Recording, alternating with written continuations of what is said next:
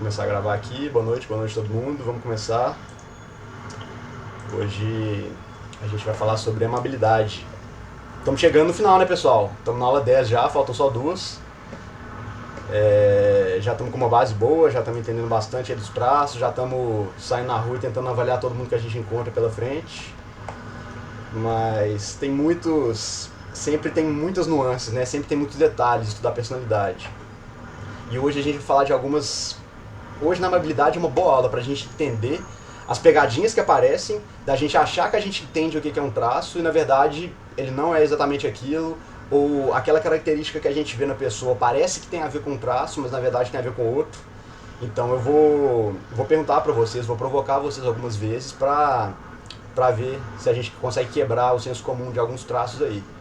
Então vamos começar com a amabilidade e já vou começar logo de cara perguntando pra vocês. É um nome bem intuitivo, bem óbvio, né?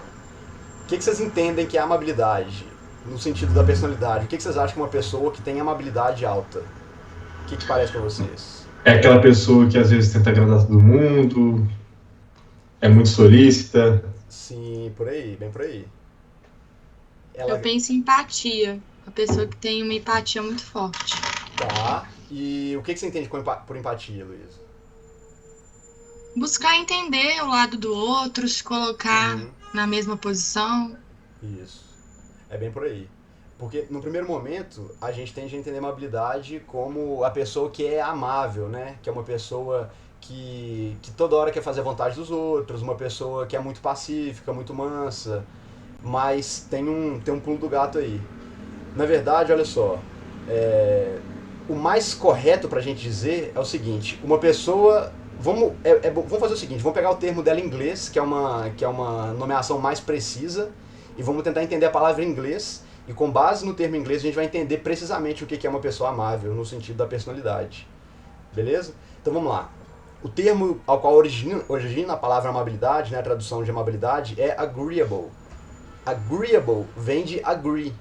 Agree em inglês, to agree, ele é concordar. Ele não é amar, não é lovable, é agreeable. E a pessoa que agree, ela é a pessoa que concorda. Então ela é uma pessoa que tende a concordar, que tende a seguir, que tende a ceder. Às vezes uma opinião, às vezes uma posição, uma sugestão de outra pessoa. Então, um termo que seria talvez mais preciso, apesar de não ser uma palavra muito bonita para a gente traduzir agreeableness, que é a amabilidade, seria dizer que ela é uma pessoa cordata. Cordata é justamente a pessoa que tende a concordar, que tende a ceder, que tende a ter um certo grau de mansidão. Né? Aparentemente ela é uma pessoa mais mansa.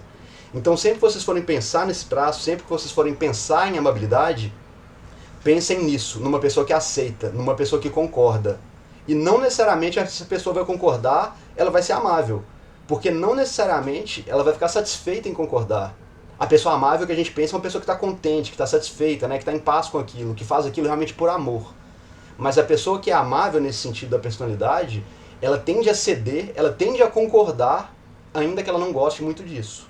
Então, o que acontece aqui é muito mais voltado para o efeito do comportamento dela do que pela satisfação de estar tendo aquele comportamento. É meio que uma inclinação natural que ela tem. Não é como que uma escolha que deixa ela feliz. E a gente vai ver por quê. Que muitas vezes a pessoa que é amável se comporta de uma forma, né, de ceder, de ser cordata e não está satisfeita, não está feliz. Então não tem aquela visão de amabilidade dentro dela.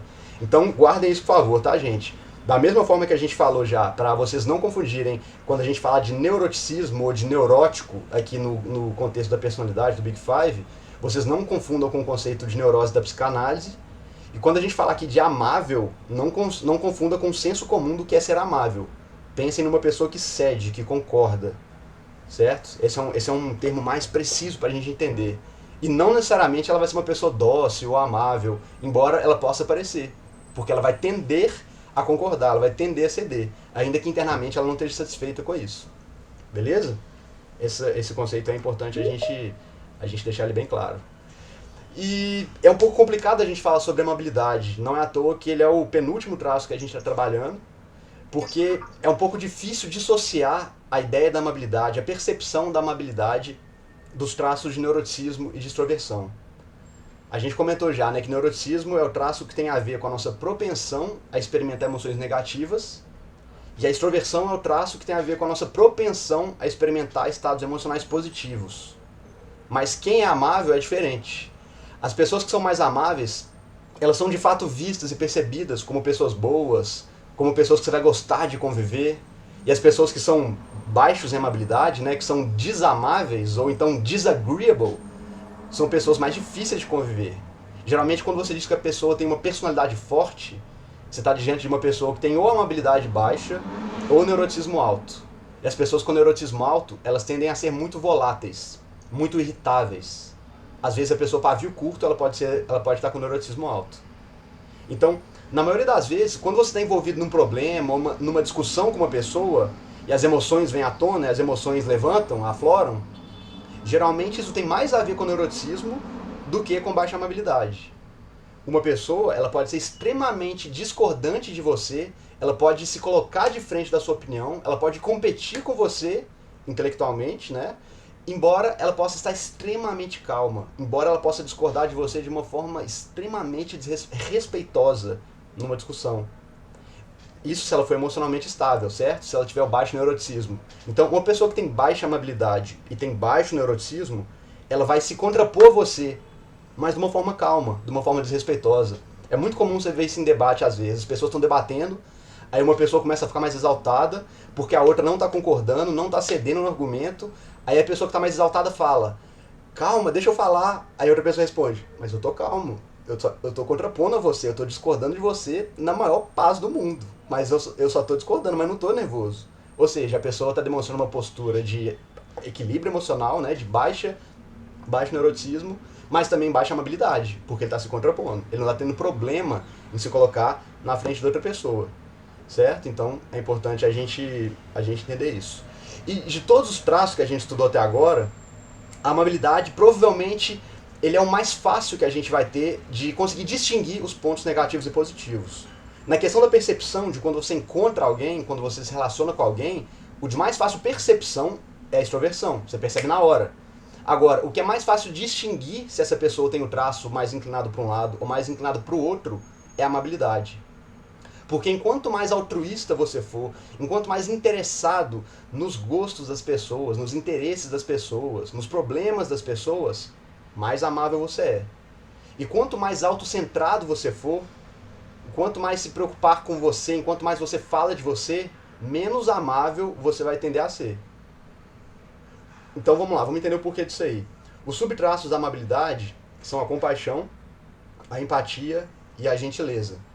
A gentileza é sinônimo e análogo à polidez. Gentileza é realmente tratar as pessoas com educação, com respeito, ter consideração pelas pessoas no trato cotidiano, né? Usar a palavra de educação, desculpa, por favor, obrigado, né?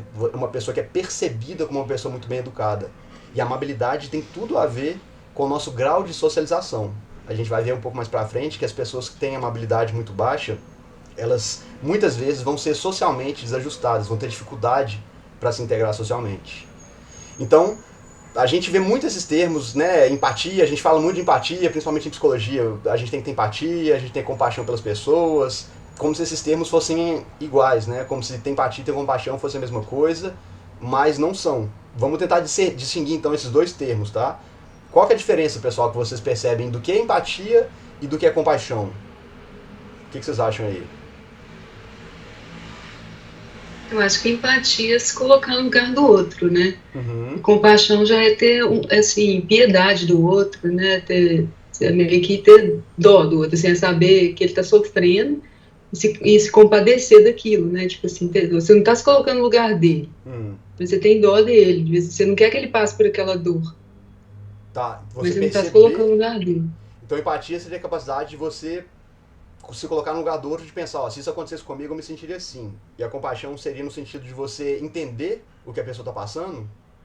Tipo isso? Vamos supor, você tá triste. Uhum. Eu fico com dó de você porque você tá triste. Eu não queria que você estivesse triste, sabe? Ou então eu não faço alguma coisa para te deixar triste. Uhum. Mas se eu tenho empatia, eu te vejo triste, eu também fico triste. Tipo assim, eu sei o que você tá sentindo exatamente. Uhum. Como se eu sentisse a mesma coisa, sabe? Sim.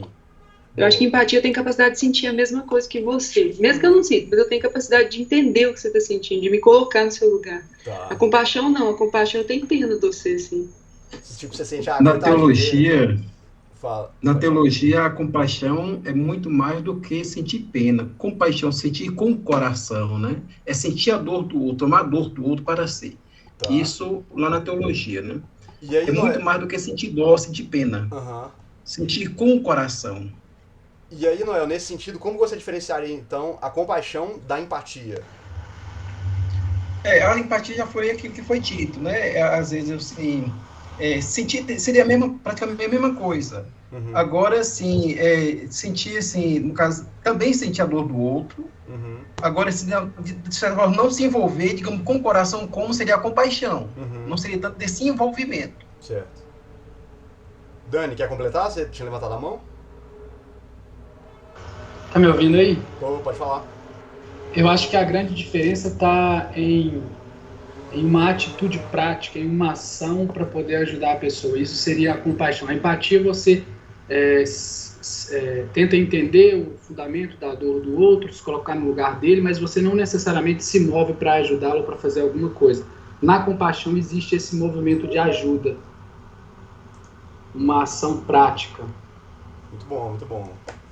Vamos lá. É basicamente isso que eu ia pontuar. A grande diferença, pessoal, entre empatia e compaixão é que a empatia é a capacidade, é justamente como vocês falaram, é a capacidade que a gente tem de perceber o ponto de vista dos outros, de conseguir acessar os sentimentos que uma pessoa tem e entender o que ela está pensando. É aquela capacidade que a gente tem de mimese, de perceber, de emular o sentimento de uma pessoa. Empatia é o que faz a gente ver um filme com uma cena, por exemplo, de sofrimento ou de medo, e a gente conseguir entender o que é aquele sentimento, a gente sentir aquilo também. É uma capacidade que é particularmente mitigada, por exemplo, em quem sofre de psicopatia. Certo? Então a gente tem uma tendência, uma instância natural que faz com que a gente sinta um sentimento humano, que a gente leia na expressão de uma pessoa ou pelo contexto de uma situação, a gente entenda o que é a dor de uma pessoa ou a alegria de uma pessoa e de alguma forma a gente sinta aquilo, embora a gente não esteja na mesma situação. A gente consegue perceber isso cognitivamente, certo? E a compaixão é justamente o que faz a gente agir em benefício do outro. Quando a gente percebe que a outra pessoa precisa de alguma coisa, por sentir o que ela está sentindo, a gente vai lá e age em benefício dela. A empatia permite que a gente perceba os sentimentos da pessoa e a compaixão nos move em direção a essa pessoa. Né? Ela faz com que a gente tenha uma ação que vise o melhoramento de uma situação que ela está vivendo, vise com que o sofrimento dessa pessoa seja aplacado. Então agir com paixão é isso. Além da gente ter um sentimento análogo ao que a pessoa está sentindo, além da gente conseguir perceber o que ela está sentindo, a gente se move em direção a ela e age, e realiza alguma coisa em direção a ela. Então a compaixão ela tem um significado mais prático, mais direto. E a Por isso empatia... que a compaixão seria diferente da pena, de piedade. Por isso é diferente da compaixão e a pena, né? Uhum, A isso. pena você não age. Isso. Você sente, de A pena é certa um forma, mas sentimento. não age. Isso. A pena é você ver que alguém está numa situação difícil, uma situação de sofrimento, e você se compadecer, né? Você sentir, nossa, seria terrível estar nessa situação, que coisa terrível que essa pessoa está passando, isso é muito ruim. Mas não necessariamente você vai fazer algo, né, em relação a ela. A gente não vê notícias no jornal, morreu tantas pessoas lá num desastre em outro país. Nossa, que pena, tal, que aconteceu. Tá bom, você está com pena, você está com um sentimento negativo, ótimo, mas você não fez nada. Muitas vezes nem tem como você fazer, certo? Agora a compaixão seria se mover e fazer alguma coisa a respeito disso. Então, a empatia, ela é essa capacidade que a gente tem, é um arranjo cognitivo particular que a gente tem, que permite que a gente experimente sentimentos que outras pessoas estão tendo. Então, a compaixão, ela é um análogo do ponto de vista emocional do que a teoria da mente é do ponto de vista cognitivo. Vocês já estudaram isso, teoria da mente? A gente provavelmente tem isso no quarto período na aula de neuropsicologia, mas não sei se todo mundo teve. Tá? Então vou explicar rapidinho aqui para vocês a teoria da mente, porque é um campo muito interessante de estudo que tem sido aprimorado e aprofundado cada vez mais, principalmente porque entender a teoria da mente é uma das formas que a gente tem de conseguir aprofundar as nossas capacidades de programação e de criação de inteligência artificial. É uma das coisas mais complicadas que tem numa máquina é conseguir ter essa teoria da mente, porque ela é uma coisa, obviamente, né, propriamente humana, e boa parte da criação de inteligência artificial passa por tentar emular faculdades humanas. Então vamos lá, o que é essa teoria da mente que eu estou falando? A teoria da mente, ela estuda a capacidade que a gente tem de entender as outras pessoas através do ponto de vista delas. É uma capacidade que a gente tem de conseguir enxergar uma situação que a gente está inserida pela perspectiva da outra pessoa. Da maneira com que essa pessoa está percebendo, está enxergando, está entendendo essa situação. Então, a teoria da mente é uma faculdade de diferenciar a nossa perspectiva e o nosso estado mental de outras pessoas. Essa capacidade, né, ela está presente numa forma natural do nosso desenvolvimento, ela está no nosso ciclo de desenvolvimento cognitivo humano, naquele modelo de desenvolvimento descrito pelo Jean Piaget, e ela está diretamente relacionada com o desenvolvimento da nossa capacidade linguística.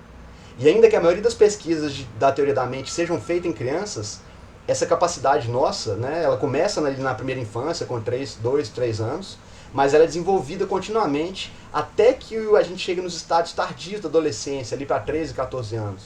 Tardios no sentido cognitivo, tá? Então, na medida que as sinapses do nosso córtex pré-frontal vão se desenvolvendo, a gente vai aprimorando essa capacidade que é explicada pela teoria da mente. E o experimento mais famoso que existe, que demonstra a teoria da mente, de uma forma muito simples, eu coloquei aqui para vocês, é chamado de experimento de Sally e Anne. São duas menininhas aqui. Tá? Eu mantive esse nome original das menininhas, porque podia ter colocado Joaninha e Mariazinha, tá? Mas se vocês forem procurar sobre isso na internet, vai estar esse nome gringo aí, Sally e Anne. Então vamos entender esse experimento. Esse experimento é feito com crianças, tá? Com crianças de 3, 4 anos, para entender se elas já estão desenvolvendo essa capacidade, que é relatada pela teoria da mente. Então o experimento é assim. O pesquisador, né, tá junto com a criancinha ali, ele conta uma história para a criança, de que tem duas irmãzinhas num quarto, a Sally e a Anne. E a Sally, ela tem uma bola na mão. E no quarto que elas estão, tem uma cesta e tem uma caixa. Então, quando as duas irmãs estão juntas ali no quarto, a Sally pega a bola e coloca na cesta. Aí a própria Sally, ela pega e sai da sala e vai fazer outra coisa fora dessa sala. Ela não está vendo nada lá dentro.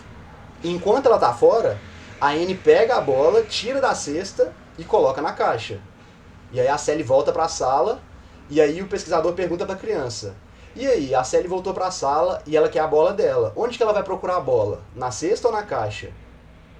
E obviamente, né, se a criança não desenvolveu ainda essa habilidade, essa capacidade, a teoria da mente, ela vai falar que a Sally vai procurar a bola na caixa. Porque a criança viu que a bola está na caixa, e se a pessoa quer a bola está na caixa, ela vai procurar na caixa. Certo? Mas se a criança já desenvolveu a teoria da mente, ela responde certo, que a Sally vai procurar a bola na cesta. Por quê? Apesar da criança ter visto a Anne mudando a bola de lugar, a Sally não viu. Então, do ponto de vista da Sally, a bola ainda está na cesta. Então, a teoria da mente é isso. Ela demonstra nossa capacidade de enxergar uma situação sobre a ótica de outra pessoa. Isso do ponto de vista cognitivo, certo? Das percepções. E a empatia, ela é um análogo disso, mas do ponto de vista das emoções. A gente consegue perceber o que uma pessoa está sentindo em relação a uma situação. Então, pronto, eu estou aqui com uma pessoa que eu sei que ela tem uma experiência difícil com água, ela passou um trauma muito grande em relação à água. E eu tô assistindo um filme daqueles catástrofes lá de tsunami que vai engolir o mundo inteiro, e eu começo a ver essa pessoa ficando ansiosa, ficando preocupada do meu lado. E eu vou perceber, olha, eu sei que essa pessoa tem problema com água porque ela passou por isso, então não vai ser estranho pra mim que eu esteja vendo um filme e esteja tranquilo, e ela esteja vendo um filme e esteja preocupada. Isso é a teoria da mente. Existem graus e graus e graus, né, de capacidades da gente perceber isso. Então, esses dois conceitos da empatia e da teoria da mente, eles andam junto e eles se complementam, certo?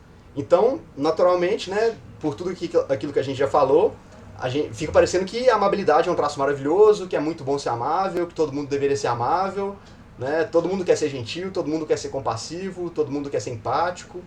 Bia, pode falar. Você levantou a mão? Oi, tá me escutando? Tô te escutando, pode falar. Ai, que bom.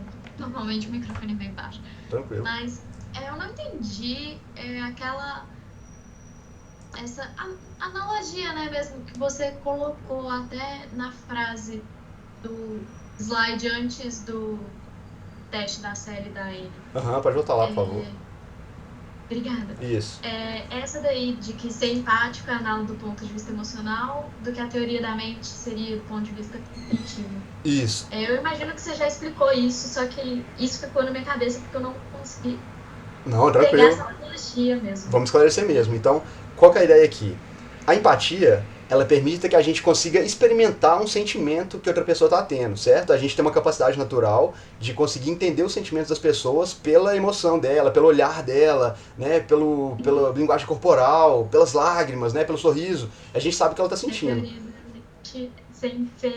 Você iria inferir. Isso, você ia inferir o que a pessoa percebeu do ambiente, o que a pessoa está percebendo do ponto de vista cognitivo, não emocional. Então, a gente tem um grau... Porque às vezes a pessoa não está tendo uma reação muito explícita, mas você infere o que está acontecendo. Exatamente. Certo? Obrigada. É só isso. Assim, a ideia é a mesma, a estrutura é a mesma, só que ele vai balançar esses conceitos do emocional e do cognitivo, da sensação e da percepção. É basicamente isso. Ficou tranquilinho? Sim, obrigada. Então, beleza.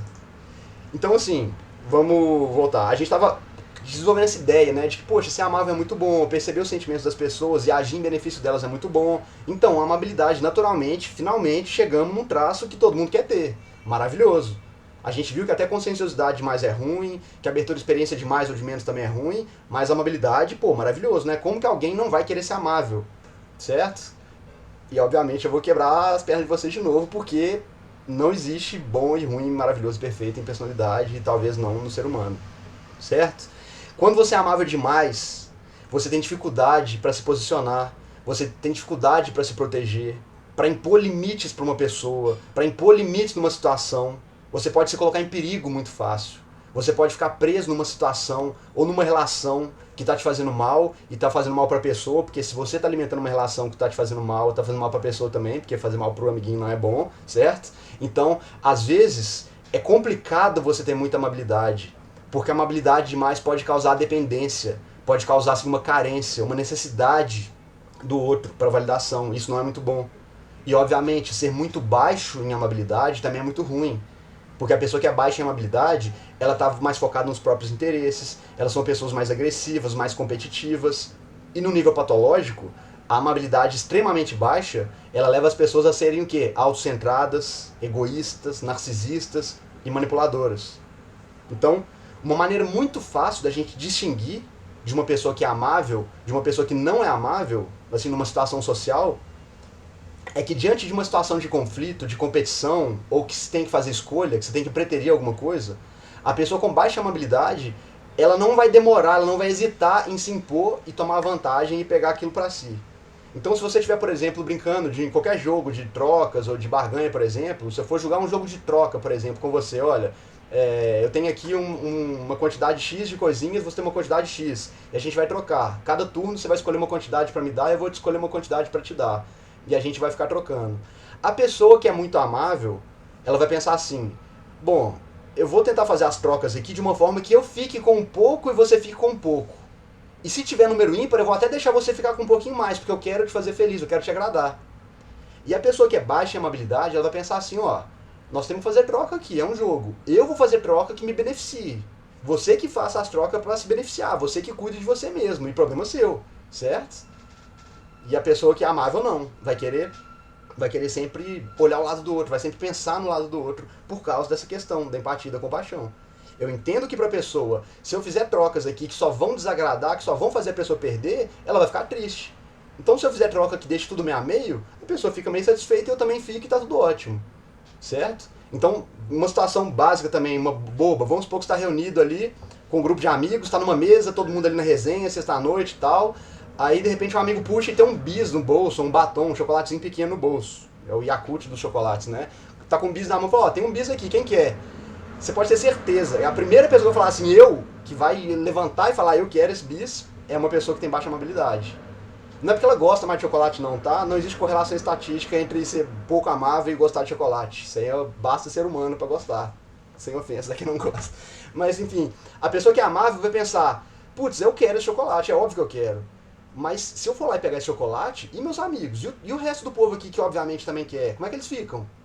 E quem não é muito amável não vai pensar nisso. Ele não vai pensar necessariamente, eu quero que todo mundo fique sem chocolate, eles que se lasquem. Não é isso. Não é que a pessoa que não é amável é ruim, ela quer o mal dos outros, não. Mas ela sabe o que ela quer. E ela não vai hesitar em fazer o que ela quer e conseguir o que ela quer.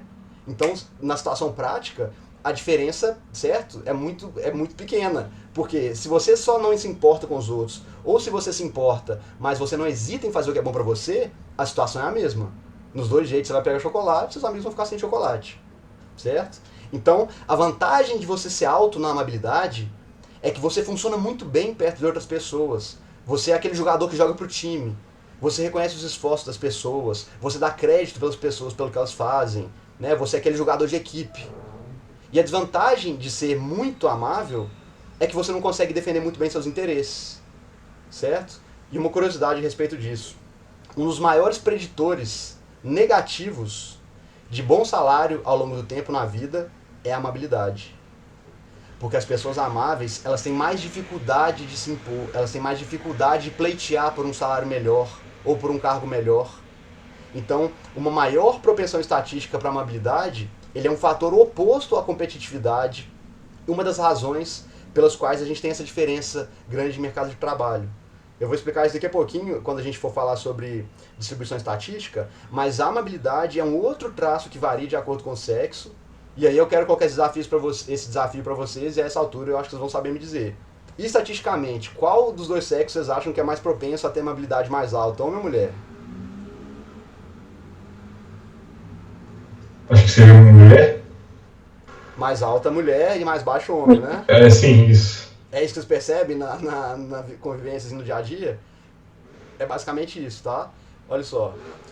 Quando você está num contexto profissional, vamos entender, existem vários motivos que influenciam o quanto você vai ganhar ao longo da vida, certo? E um desses motivos, uma dessas variáveis que influenciam, definitivamente é você saber negociar por salários melhores. Eu já vi situações várias vezes assim, tá? Na empresa que eu trabalhava. Às vezes a pessoa trabalha bem, faz o serviço dela muito bem, mas o chefe dela não vai simplesmente chegar assim, nossa, como você trabalha bem, toma um salário maior. Isso simplesmente não acontece, certo? A não ser empresas muito pequenas, lideradas por pessoas muito amáveis, mas de forma geral, você tem que saber demonstrar o seu valor, demonstrar que o seu trabalho está sendo bem feito, mostrar para a pessoa, para o seu chefe, para o seu superior, que você merece um aumento. Só que quando você é muito amável, você tem receio de fazer isso, porque você sabe que esse não é o interesse daquela pessoa, esse é o seu interesse. E quando você é muito amável, você tende a não querer contrapor, não querer conflitar o seu interesse com o de outra pessoa. Por quê? Porque você é boazinha? Pode até ser, mas é porque você não quer deteriorar aquela relação, você não quer prejudicar aquele laço, aquela relação que você construiu, seja uma relação pessoal, seja uma relação profissional, seja uma relação familiar. Então você vai hesitar, você vai pensar duas vezes. Puxa, eu acho que, será que eu mereço mesmo esse aumento? Será que o meu trabalho está sendo tão bem feito? Não sei, gera um pouco de insegurança. Mas não é porque você tem dúvida da sua capacidade, é porque você sabe que se você reconhecer a sua capacidade, você vai ter que ir lá pedir o seu maldito aumento e isso vai ser difícil. Porque provavelmente você vai desagradar pessoas, não só o seu chefe, você vai desagradar seus colegas. Ah, mas como assim? A Bianca veio pedir aumento aqui e eu tô fazendo o mesmo trabalho que ela, eu não tô tendo aumento, como é que faz? Ô chefe, e aí? Vai ter que dar aumento pra equipe inteira agora? E não dá, certo? Tudo isso passa na cabeça de uma pessoa que tem alta amabilidade. Outra dificuldade, por exemplo, que acontece, é que na medida em que você faz esse tipo de negociação e você vence, e você consegue o seu melhor salário, e você é promovido, você também ganha mais responsabilidades. Certo? Uma das consequências de você ganhar mais, de você ter um cargo mais alto, é que você tem mais responsabilidades. Isso é um problema se você for muito amável, porque ter mais responsabilidade, ter mais autoridade, vai fazer com que você seja mais invejado do que querido, que você entre em maior confronto com outras pessoas na sua empresa, porque você vai ter que cobrar as coisas delas, certo? E isso tudo é alguma coisa que alguém que é amável detesta. Eles querem que as outras pessoas gostem deles. Eles querem ter boas relações com as pessoas, certo? E assim como os outros traços que a gente já viu, né? Como eu falei, essa é a curva de distribuição de variabilidade da amabilidade entre homens e mulheres. Né? As mulheres, elas são mais amáveis que os homens estatisticamente, metade de um desvio padrão. O desvio padrão, né, aquela medida que a gente estudou lá na estatística, ela é uma medida de dispersão de dados em torno de uma média amostral. Então, o meio daquele gráfico que a gente está vendo ali, ó, aquela faixinha ali que está na média, ela se sobrepõe. Aquele ponto no meio ali da frase, na média, ela sobrepõe, é o meio do gráfico. Então, no meio, quem é 50%, olha, eu sou equilibradaço na amabilidade, eu sou metade amável e metade não amável, eu estou no meio. Então, a grande maioria das pessoas está ali próximo do meio, certo? Isso para todos os traços, tá, gente? A grande maioria das pessoas é mais ou menos equilibrada nos traços. Poucas pessoas estão nos extremos. Então, na média, se você for perceber, a quantidade de homens e mulheres que têm amabilidade média é muito grande. E a quantidade de pessoas que têm amabilidade um pouquinho acima da média, um pouquinho abaixo da média, também é muito grande. Certo? É por isso que a gente está dizendo que na média, as curvas se sobrepõem, mas nos extremos elas se diferenciam muito. O que quer dizer isso aí? Na média, a maioria das pessoas estão. Então, no dia a dia, se você for observar na rua, no seu trabalho, é lógico, gente, que você vai ver várias mulheres e homens sendo cooperativos, sendo competitivos. Você tem mulheres que são mais competitivas, homens que são mais amáveis, mais tolerantes. Principalmente se você conviver num meio em que tem uma inclinação maior a esse tipo de pessoa. Não é? A gente estuda psicologia.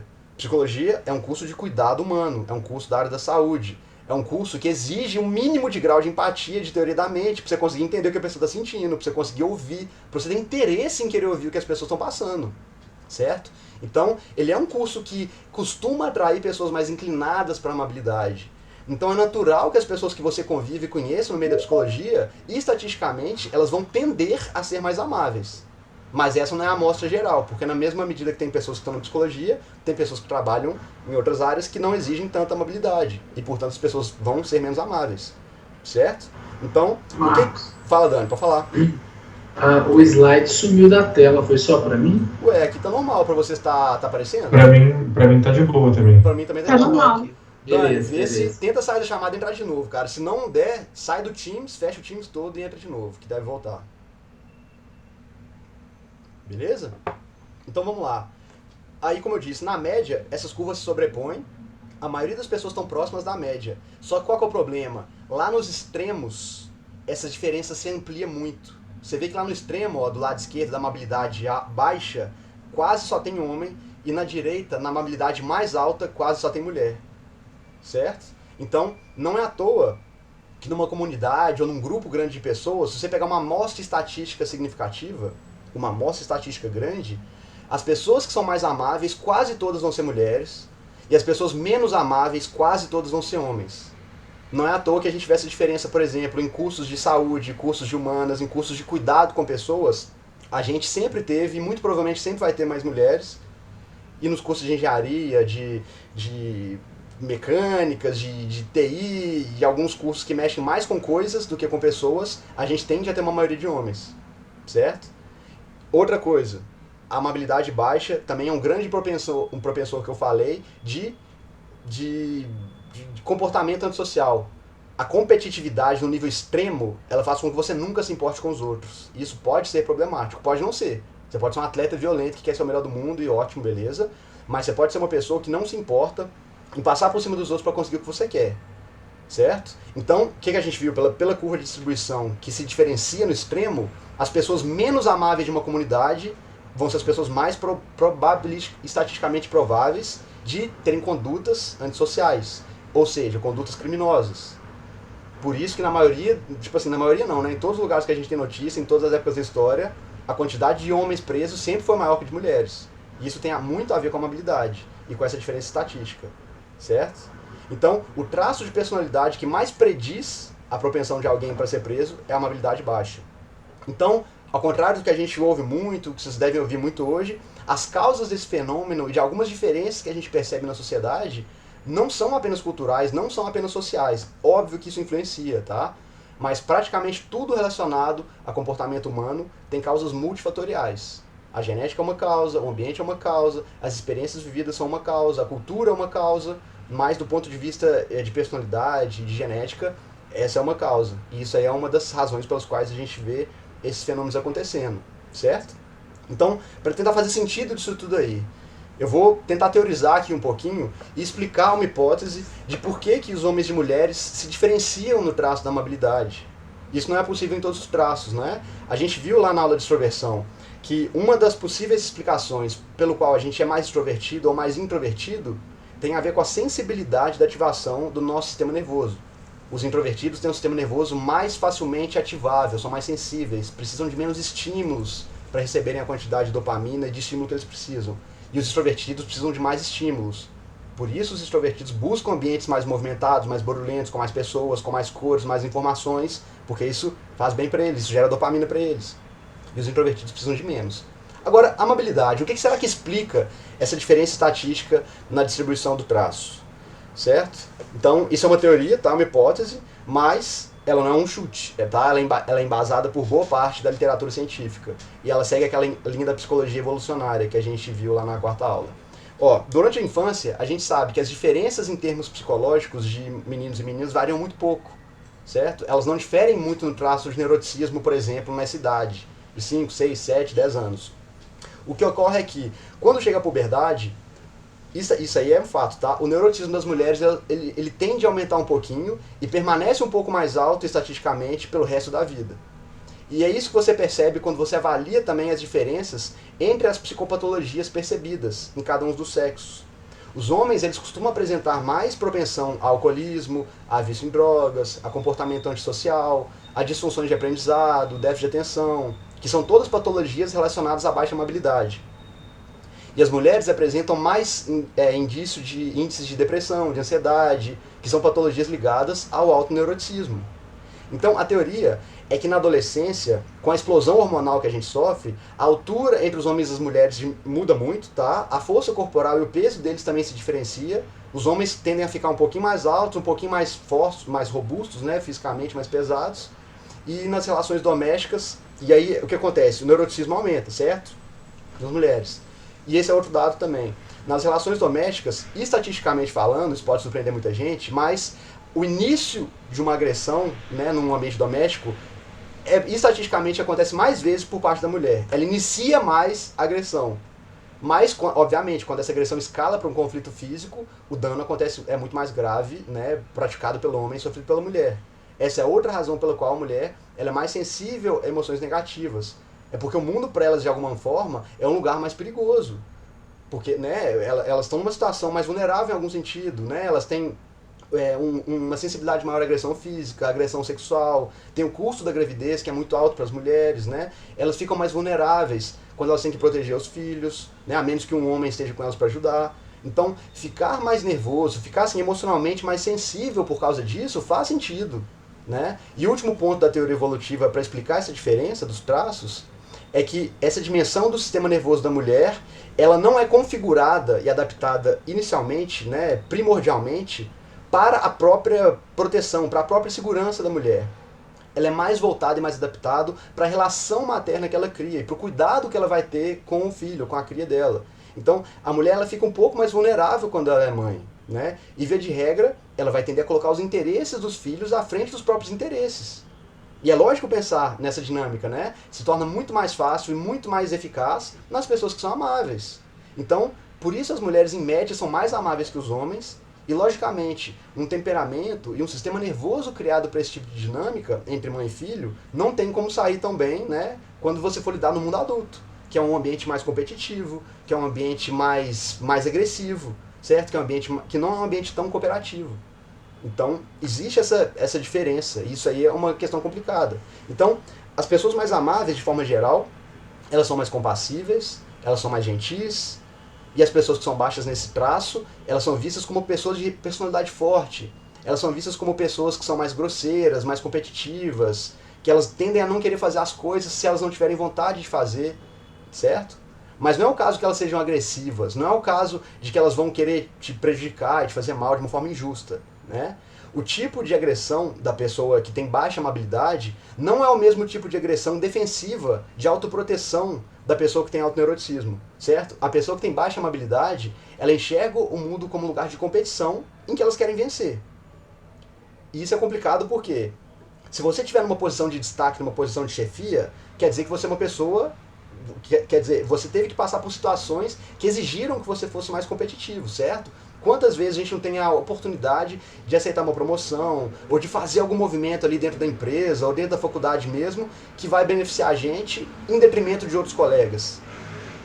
A gente passa por situações assim. Às vezes você recebe uma proposta e fala, olha, tem aqui uma vaga de estágio pra você, é sua cara, você vai adorar. Nossa, mas tem uma amiga minha assim, que ela vai querer muito mais esse estágio do que eu. Esse estágio é perto da casa dela, esse estágio está num valor muito bom. Eu vou pensar na minha amiga primeiro, eu posso arrumar outro estágio depois, para mim não vai fazer tanta diferença fazer estágio agora. Se você for muito amável, certo? Você vai pensar assim. Se você for mais perto da média, igual quase todo mundo, você provavelmente vai pensar, olha, eu vou até aceitar essa vaga, mas depois eu ajudo minha amiga a conseguir outra também, eu vou olhar ao lado dela também. A gente tem que equilibrar, certo?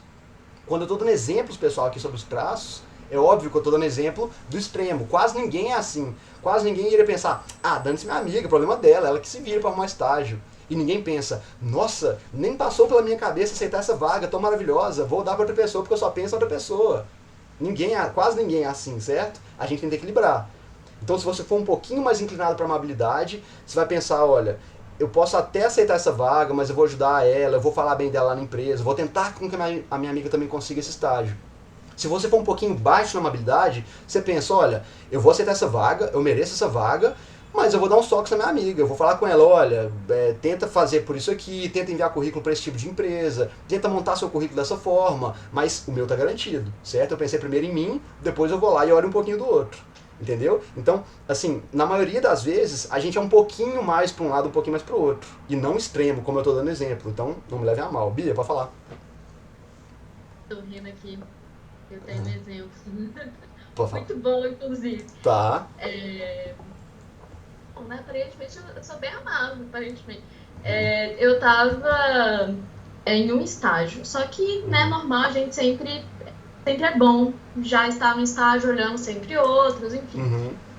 E achei o estágio muito legal, uma multi-internacional, Uhum. sim, incrível. Topperson. Surreal. Uhum. Oi? Topperson. Sim. Enfim, e aí eu me inscrevi pra vaga, só que no meu estágio que eu tava, tinha outras meninas que também estavam querendo procurar outras áreas, estavam querendo sair, e eu mandei pra elas também a mesma vaga que eu me apliquei, porque era uma ótima vaga e eu acho que melhor ver elas isso, né? também se interessariam. Então, isso é bem amável, porque você colocou o interesse delas assim igualzinho com o seu. E o dela você pôs até um pouco acima porque elas não sabiam dessa oportunidade, você sabia. Ou seja, em tese você merecia participar do processo e elas não ficaram sabendo porque elas não sabiam, certo? Então você ainda colocou elas igual a você. Isso é uma atitude muito amável. Aí você pensou, cara, o melhor que vença. E isso tem um lado por quê? Por um lado é um custo que você está correndo um risco maior de perder a vaga. E por outro, você fortaleceu muito suas relações com essas pessoas. Falar, cara, que ótimo que a Bianca me indicou, ela é uma pessoa ótima. Ou seja, se eu souber de alguma coisa que eu puder... Isso se elas forem, obviamente, né, gratas e justas. Que não tem nada a ver com amabilidade. Se eu puder fazer alguma coisa para ajudar a Bianca agora, eu vou fazer. Se eu ficar sabendo de uma oportunidade, de uma vaga, se ela precisar de alguma coisa comigo, ela tem. É assim que a pessoa amável constrói o lugar dela na vida. É sempre pela cooperação, pelas relações que ela constrói.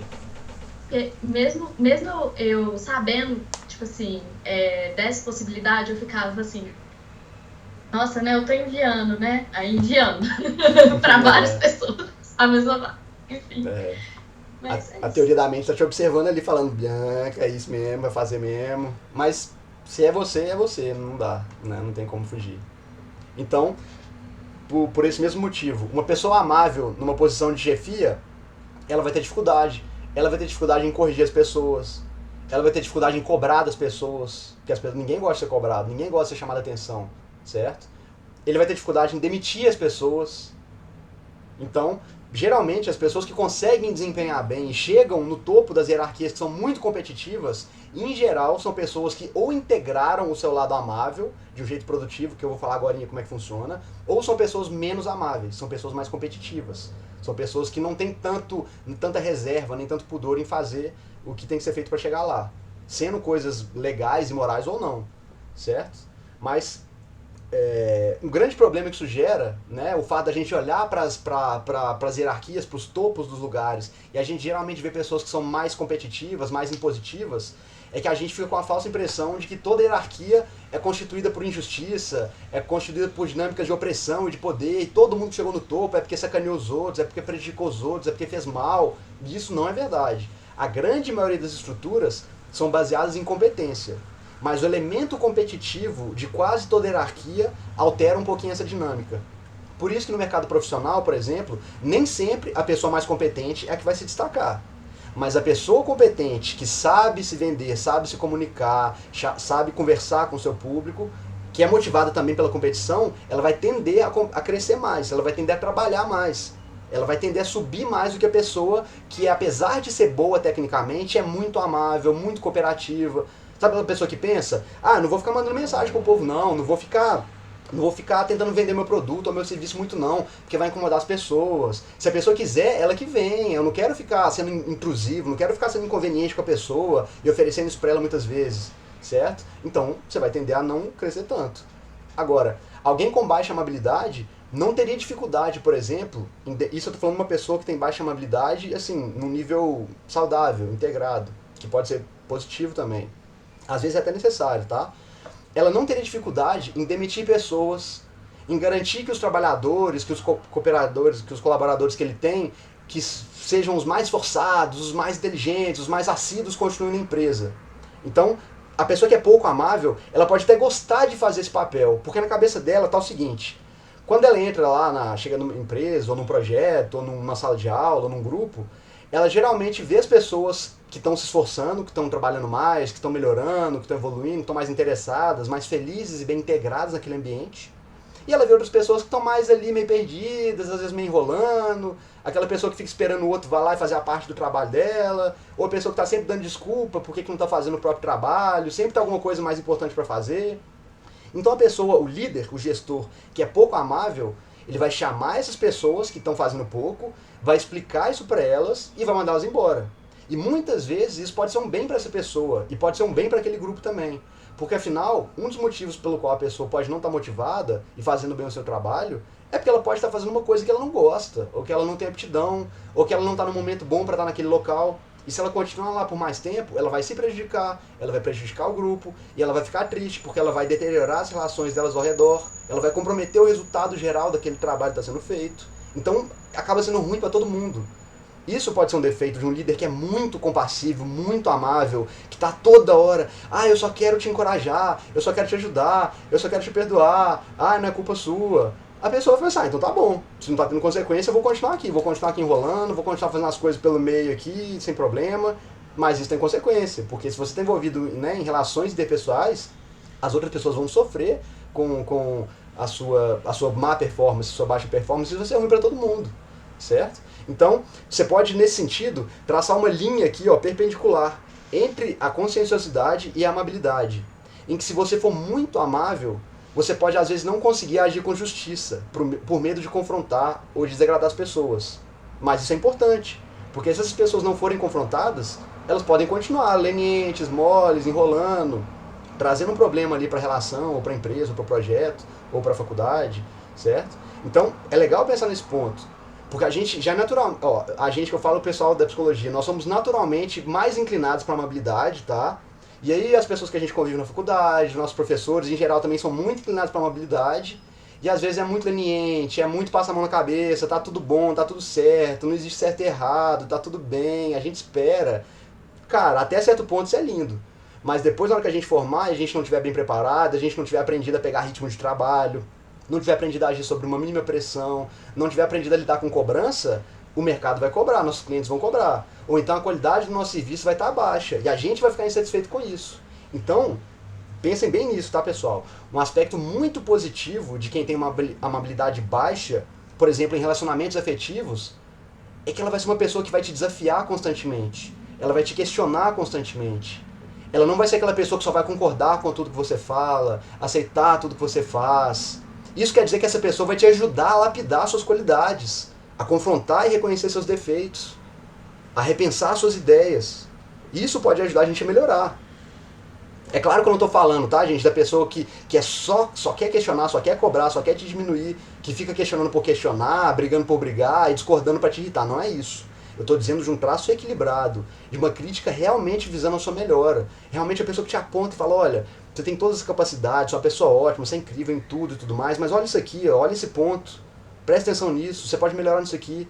Isso é importante. Né? Quando você busca, por exemplo, uma pessoa para se relacionar para a vida toda, seja profissionalmente, seja afetivamente, você quer alguém com quem você pode discordar às vezes, com quem você pode confrontar suas ideias, ver até onde não tem nada para aprender, não tem nada para melhorar. Isso é muito bom, certo? Então, isso é muito claro, né? Na nossa vida a gente percebe isso. Não existe progresso e melhora sem algum grau de atrito, sem aquele grauzinho de pressão, né? É assim que a gente lapida as pedras, né? Para que elas brilhem e fiquem lindas, né? Isso acontece também com as nossas habilidades, certo? Então, voltando para o contexto profissional, essa tarefa de ter que demitir pessoas e cobrar as pessoas, ela seria muito mais complicada para uma pessoa que é muito amável e muito conscienciosa. Você pode até pensar, por exemplo, que grandes empresas elas costumam até lucrar muito em cima de pessoas assim. Vamos pensar de uma forma maquiavélica aqui. Se você quisesse explorar as pessoas numa empresa, o que você vai fazer no seu RH? Só contrata gente altamente conscienciosa e altamente amável. E até introvertida também, para ficar mais quieta, não fazer barulho. Certo? Ela vai trabalhar igual louca, você vai cobrar ela, vai pressionar ela vai achar que ela não tá fazendo por merecer, ela não vai ter coragem de te questionar, não vai ter coragem de pedir pro aumento, e você vai estar subindo as costas da pessoa. Né? E estatisticamente, muitas dessas pessoas são mulheres. Então, isso entra novamente naquela discussão, né, de que essa diferença estatística de personalidade é parte do motivo pelo qual as mulheres, em geral, ganham menos do que os homens. Obviamente, não é o único motivo. Preconceito também não é o único motivo, certo? É claro que existe, mas não é o único motivo, como se fala muito, porque se fosse, pensa bem, eu sou um empresário aqui, eu sou ganancioso, eu sou ruim. O que eu vou fazer? Se o único motivo que existe pelo qual as mulheres ganhassem menos pelos homens fosse preconceito, eu só ia contratar mulher. Porque se elas fazem tudo igual, produzem o mesmo tanto e ganham menos, maravilhoso, eu quero só mulher na minha empresa. Mas não é isso que acontece, né? Então a conta não fecha. Ou seja, essa discussão é muito mais ampla, mais complexa do que costuma acontecer, mas entendam isso. Um dos motivos pelos quais essa diferença existe é por causa da amabilidade. E por causa da conscienciosidade, mas não existe diferença estatística em conscienciosidade entre homens e mulheres, tá? Então, uma das coisas que as pessoas que são muito amáveis têm que ter cuidado é para você não ser explorado pelos outros. Isso é muito complicado. E esse é um dos motivos muito comuns das pessoas procurarem ajuda, procurarem terapia, procurarem análise. Por quê? Se você é muito amável e não sabe se impor, não sabe se defender, você tem uma tendência muito grande a ser explorada pelas pessoas. E as pessoas que são exploradoras e têm esse perfil de predador, elas sabem reconhecer as pessoas assim. Numa conversa convencional, assim, numa conversa casual, você consegue perceber a pessoa que é mais assertiva, a pessoa que fala mais do que pensa, e a pessoa que só concorda, que tem uma postura corporal mais fechada, mais tímida, né, que tem um afastamento assim, corporal. A pessoa que quer dominar, ela sabe dessa postura, ela percebe isso instintivamente até, e elas vão se aproximar dessas pessoas para explorar. Então, um dos motivos mais comuns pelos quais as pessoas procuram intervenção clínica, né, intervenção terapêutica, obviamente, os mais comuns provavelmente hoje são ansiedade e depressão, e depois disso é treinamento de assertividade. Eu preciso aprender a me posicionar, eu preciso aprender a colocar minha vontade, minhas ideias na mesa para negociar. Né? Eu não posso mais ser empurrado e ser puxado pelos outros, explorado. Então, alguns passos que ajudam muito nesse processo, para pessoas que têm uma habilidade muito alta e estão tendo problemas com isso, seria, o primeiro, se você pensa uma coisa, se você tem uma ideia razoável sobre uma coisa, fala, não deixa de falar o que você pensa, não. Fale o que você está pensando. Não pense, eu não vou colocar minha opinião, porque vão pensar alguma coisa de mim. E se alguém não gostar do que eu falar? Olha só, se você está num ambiente em que as pessoas estão falando o que elas pensam, estão trocando ideias, né, estão contrapondo as suas ideias, e você se sente insegura de colocar a sua ideia, por que as pessoas não aceitariam a sua se elas estão aceitando de todo mundo? Se essas pessoas não aceitarem só a minha ideia, talvez não sejam tão minhas amigas, né? Não seja um bom lugar para eu estar, não seja um bom grupo de amigos para eu estar. Então, mesmo que você seja amável, tente lutar contra essa tendência de pensar que a sua ideia vale menos, ou que não vale a pena dizer a minha ideia. Fale o que você pensa. E, principalmente, quando você for falar o que você pensa, fale o que você realmente pensa. Não fale outra coisa só para você participar do papo, outra coisa que você pensa para agradar. Né? Às vezes o papo está numa direção, aí entra aquela coisa. Geralmente é assim, a pessoa mais extrovertida e menos amável, ela vai puxando os assuntos, ela puxa as conversas, ela inicia os papos. Aí todo mundo vai seguindo. Claro, concordo. Não, mas isso aí tá muito difícil, né? Mas é isso e aquilo. E o pessoal mais amável concorda. Não, é isso mesmo. E no fundo, às vezes a pessoa não tá nem concordando. Ela só tá seguindo o papo para agradar. Ela só tá dizendo a mesma coisa que os outros estão falando para não desagradar o outro. E aí vira tudo uma farsa aquela conversa, né? Aquele processo natural de um grupo, das pessoas se abrirem, compartilharem o que pensam, se aproximarem sendo quem elas são, fica completamente sabotado, fica falso. Porque fica uma pessoa, né, pouco amável, né, extrovertida e assertiva, falando, impondo as conversas e os temas e as opiniões, e um monte de gente amável lá concordando, realmente. Mas na verdade não está tendo integração nenhuma ali, está sendo mentira, certo? Então, todo mundo pensa algumas coisas que são polêmicas, que são duras, que são cruéis. Mas é através da contraposição de ideias que a gente cria a estabilidade nos meios que a gente vive. É através da contraposição do que a gente realmente pensa que a gente consegue chegar nos conceitos que vão compor nossos grupos de amigos, nossas comunidades, nossa sociedade, nosso país, certo? Então, se algumas pessoas falam o que pensam e outras pessoas têm medo de falar porque vão ser julgadas, porque vão ser estigmatizadas, você está criando um ambiente artificial e ninguém quer viver num ambiente assim, certo? Isso do ponto de vista psicológico faz muito mal. Sentir que você não é ouvido, sentir que você não tem voz, que a sua opinião não vale. E esse é um problema, um sofrimento muito comum de pessoas que são muito amáveis. Então, fujam disso, certo? Então, beleza.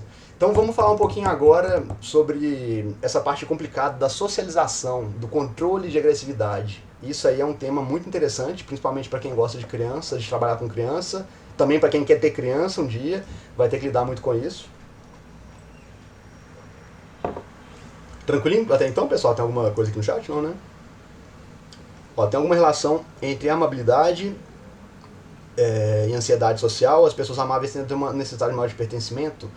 Ó, Simone, num nível patológico, as pessoas que têm a amabilidade muito alta, elas querem tanto agradar, tanto ser aceitas e reconhecidas pelos outros, que elas podem desenvolver esse princípio de substituir as próprias vontades e a própria personalidade, né, e só dizer o que os outros vão querer ouvir para ser aceitas. Então, elas tendem a ter uma necessidade maior de pertencimento, por um lado, mas o comportamento delas vai fazer com que elas não pertençam a lugar nenhum, porque elas não estão se mostrando. Você não pode pertencer a um lugar que você não se revela, certo?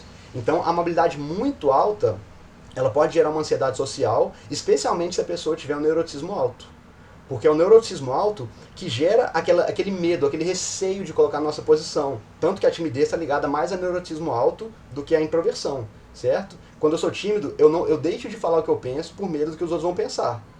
Então, uma pessoa que tem neuroticismo alto e amabilidade alta, ela vai ter mais dificuldades em se posicionar e em se afirmar socialmente. Primeiro, porque ela quer ser aceita, e segundo, porque ela tem medo de não ser aceita, que é muito pior do que querer ser aceito, certo? Então, essa combinação em níveis extremos fica bem complicado.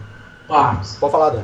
eu costumo ouvir de algumas pessoas em relacionamentos abusivos que anularam-se muito, geralmente por parte das mulheres. Elas dizem, né, eu me anulei muito, eu passei a relação toda só olhando para as vontades dele, atendendo as vontades dele e me anulando. Então isso pode ter muito a ver uma pessoa com alta amabilidade, né?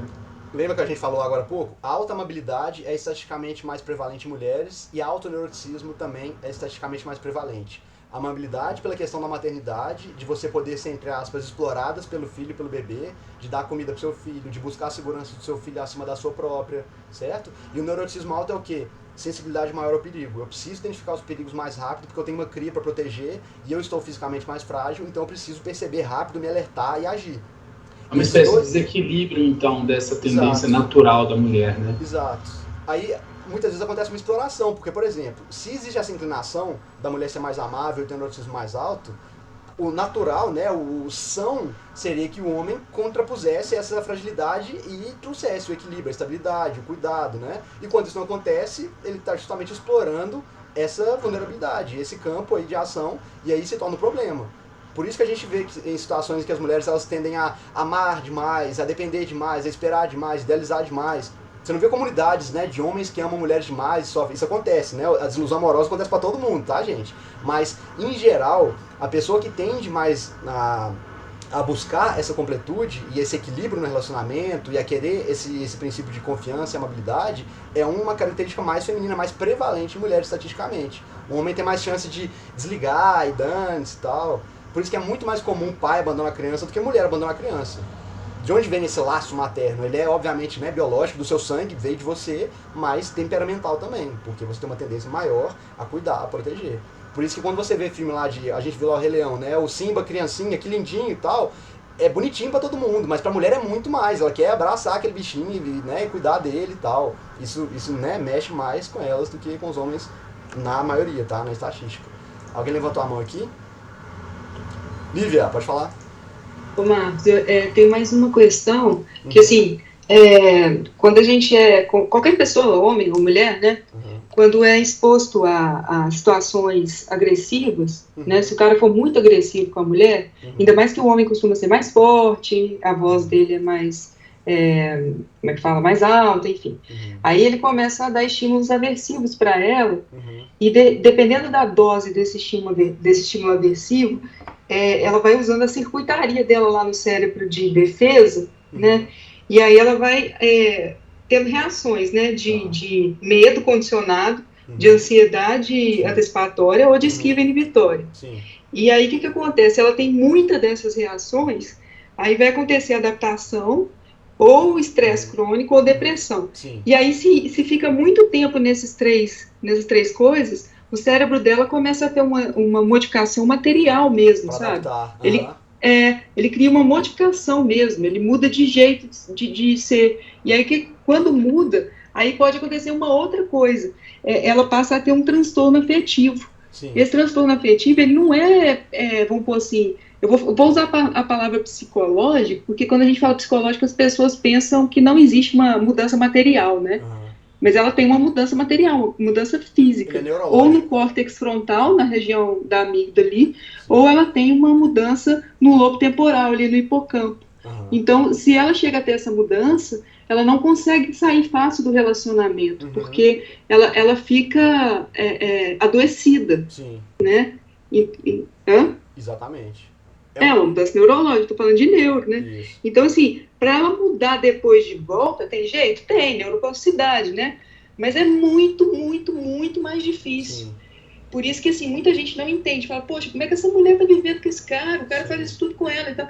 E aí tem outro problema, né? Porque, assim, dependendo de como você reagiu, você pode fugir, né?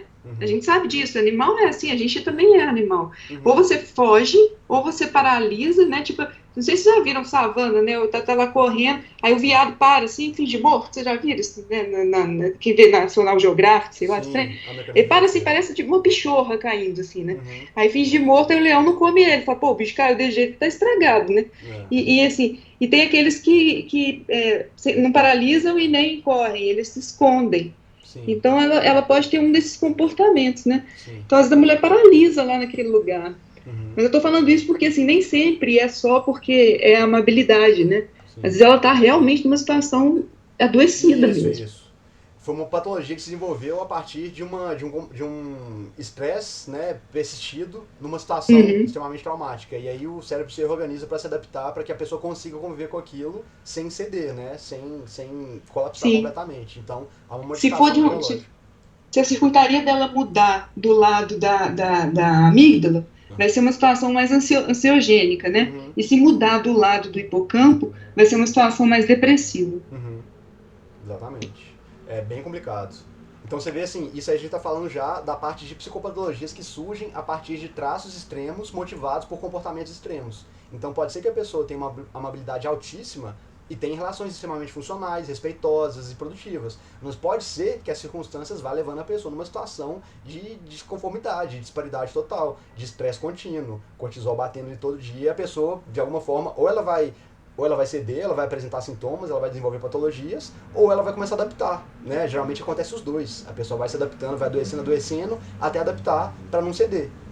É como se aquele seu pontinho do traço estivesse tão extremo que ele fosse romper ali a capacidade de possibilidade de articulação psicológica que ele readapta, né? O nosso cérebro modifica para suportar aquela situação. Então é muito complicado. E esse contexto também da baixa amabilidade, né, da agressividade, da exploração, ele já pode ser percebido desde o começo, desde da primeira infância. A gente consegue perceber que existem crianças que são mais competitivas, que são mais questionadoras do que outras, certo? Isso é um indicativo, obviamente, de um traço de amabilidade baixa, mas não necessariamente um problema. O problema é a importância da socialização para a criança é muito grande. As crianças precisam se integrar, precisam ser capazes de habitar numa comunidade, precisam ser capazes de brincar juntas, né? De entrar num joguinho e a criança perguntar como é que brinca, ela tentar seguir a regra o mínimo, né? E não que ela chega chutando já as bolinhas na areia e tal, fala, eu vou inventar tudo do zero e tal. Então, isso não funciona muito bem. Então, essa função de socializar as crianças até a primeira infância, até os 3, 4 anos de idade, ela é muito importante. Ela tem que ter um cuidado especial por parte dos pais. Porque isso aí também é estatístico, tá? As crianças que são mais agressivas, elas tendem a ser adolescentes mais agressivos, que tendem a se tornar adultos mais agressivos. E adultos mais agressivos têm uma propensão maior a cometer crimes, a irem presos e tudo mais. Então, existe uma responsabilidade muito grande dos pais de socializar os filhos. E quando eu falo em socializar, gente, não é você transformar seu filho num soldadinho, né, obediente, condicionar ele todinho para que ele não te questione nem nada. É para que você permita que ele lide com esse aspecto questionador, que ele lide com essa capacidade transgressora de uma forma que permite que ele se integre numa brincadeira. Então, ele pode ter uma habilidade mais baixa, ele pode até ser a criança que vai querer definir qual jogo que vai ser brincado, que é a criança que vai querer competir, vai querer ganhar mais que as outras, mas isso não pode chegar num nível em que ela simplesmente não consiga brincar. Em que, por exemplo, ela comece a perder no joguinho, ela pega a bola, isola, ou bate no coleguinha porque está muito frustrada. É isso que não dá. Então, a partir dessa idade assim, de 3, 4 anos, as crianças elas começam, aliás até antes, a partir de 2, 3 anos, as crianças começam a se integrar, começam a entrar em grupos, começam a brincar sozinhas, né, sem os pais e os irmãos junto. Então, se ela não aprender a socializar nessa idade, até ali os 4 anos, isso vai ter um impacto gigantesco na vida dela. Então, guarde esse conselho muito, porque isso é muito documentado, tá, gente, pela literatura psicológica. Se você tem um filho, você tem um dever de socializar eles, né, até a idade de 3 ou 4 anos. Você tem que conseguir educar uma criança para que ela consiga interagir com outras crianças, com outros adultos, para que as outras crianças sejam receptivas a ela, queiram brincar com ela. Né? A gente deve buscar querer ser o pai ou a mãe de uma criança que os amigos vão querer chamar ela para brincar na casa dela, em que quando ela chega na casa de um amiguinho, os pais desse amiguinho vão ficar satisfeitos que a criança está lá, vão receber ela bem. Não vão ficar pensando, nossa, lá vem, aqui é bagunceiro, aquele diabinho que vai ficar dando problema, vai ficar quebrando tudo aqui em casa. Isso tem um impacto muito grande no psicológico da criança, porque as referências que as crianças têm nessa idade são principalmente os adultos, certo? Ela está acostumada a confiar nos pais, nos irmãos mais velhos, elas se espelham muito nos adultos. Se você tem uma criança que é muito incontrolável, que não conseguiu se socializar para se comportar minimamente no espaço público, ela vai ser aquela criança que os adultos não querem ela por perto, né? Que vão virar a cara para a criança, vão fingir que não estão vendo ela. Isso vai gerar um impacto psicológico na criança. Isso vai fazer com que a criança queira aparecer mais, queira gritar mais alto, correr mais e quebrar as coisas mais, porque ela vai querer atenção, ela vai querer o cuidado do adulto. E se ela não for ensinada em como conseguir o cuidado, a atenção e o carinho dos adultos e das crianças de uma maneira funcional, ela vai ficar completamente perdida. Isso vai ter um impacto na vida dela em efeito de cascata. Porque uma coisa é você ter problemas desse grau quando você é criança e quando você é adolescente. Quando você é adolescente, você já começa a ir pra rua com turma, já pode ali cometer os pequenos delitos, vai ter uma tendência maior a usar droga. Quando você for adulto, você vai ter responsabilidade de se cuidar.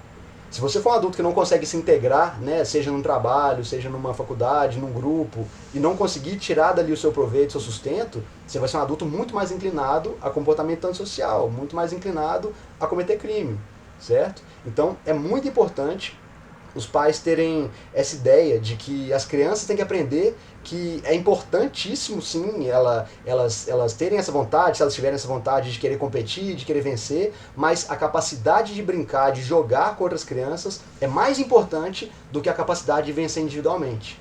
Porque a nossa sociedade, como é que ela é estruturada? Nem sempre a pessoa mais competitiva é a que se dá melhor na sociedade.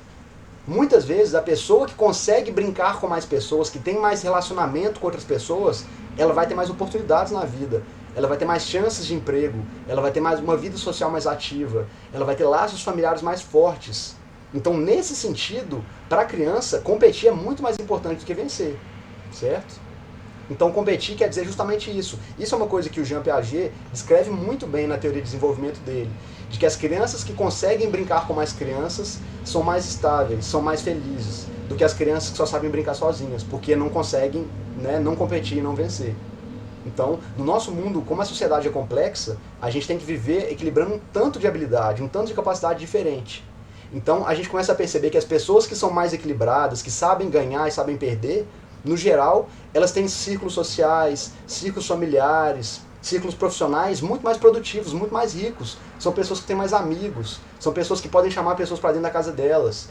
Isso aí vai influenciar diretamente no bem-estar da pessoa, na longevidade dessa pessoa. Eu vou explicar isso para vocês com uma pesquisa que aconteceu, mas antes eu vou ouvir o Giovanni. Giovanni? Marco, essa questão do que o Piaget coloca de brincar com mais crianças do que brincar sozinho tem muito a ver com a questão de estímulos, né? Porque se a gente ficar brincando talvez só com a gente mesmo, vai ter uma variabilidade de estímulos novos para a gente desenvolver o cérebro. Exatamente.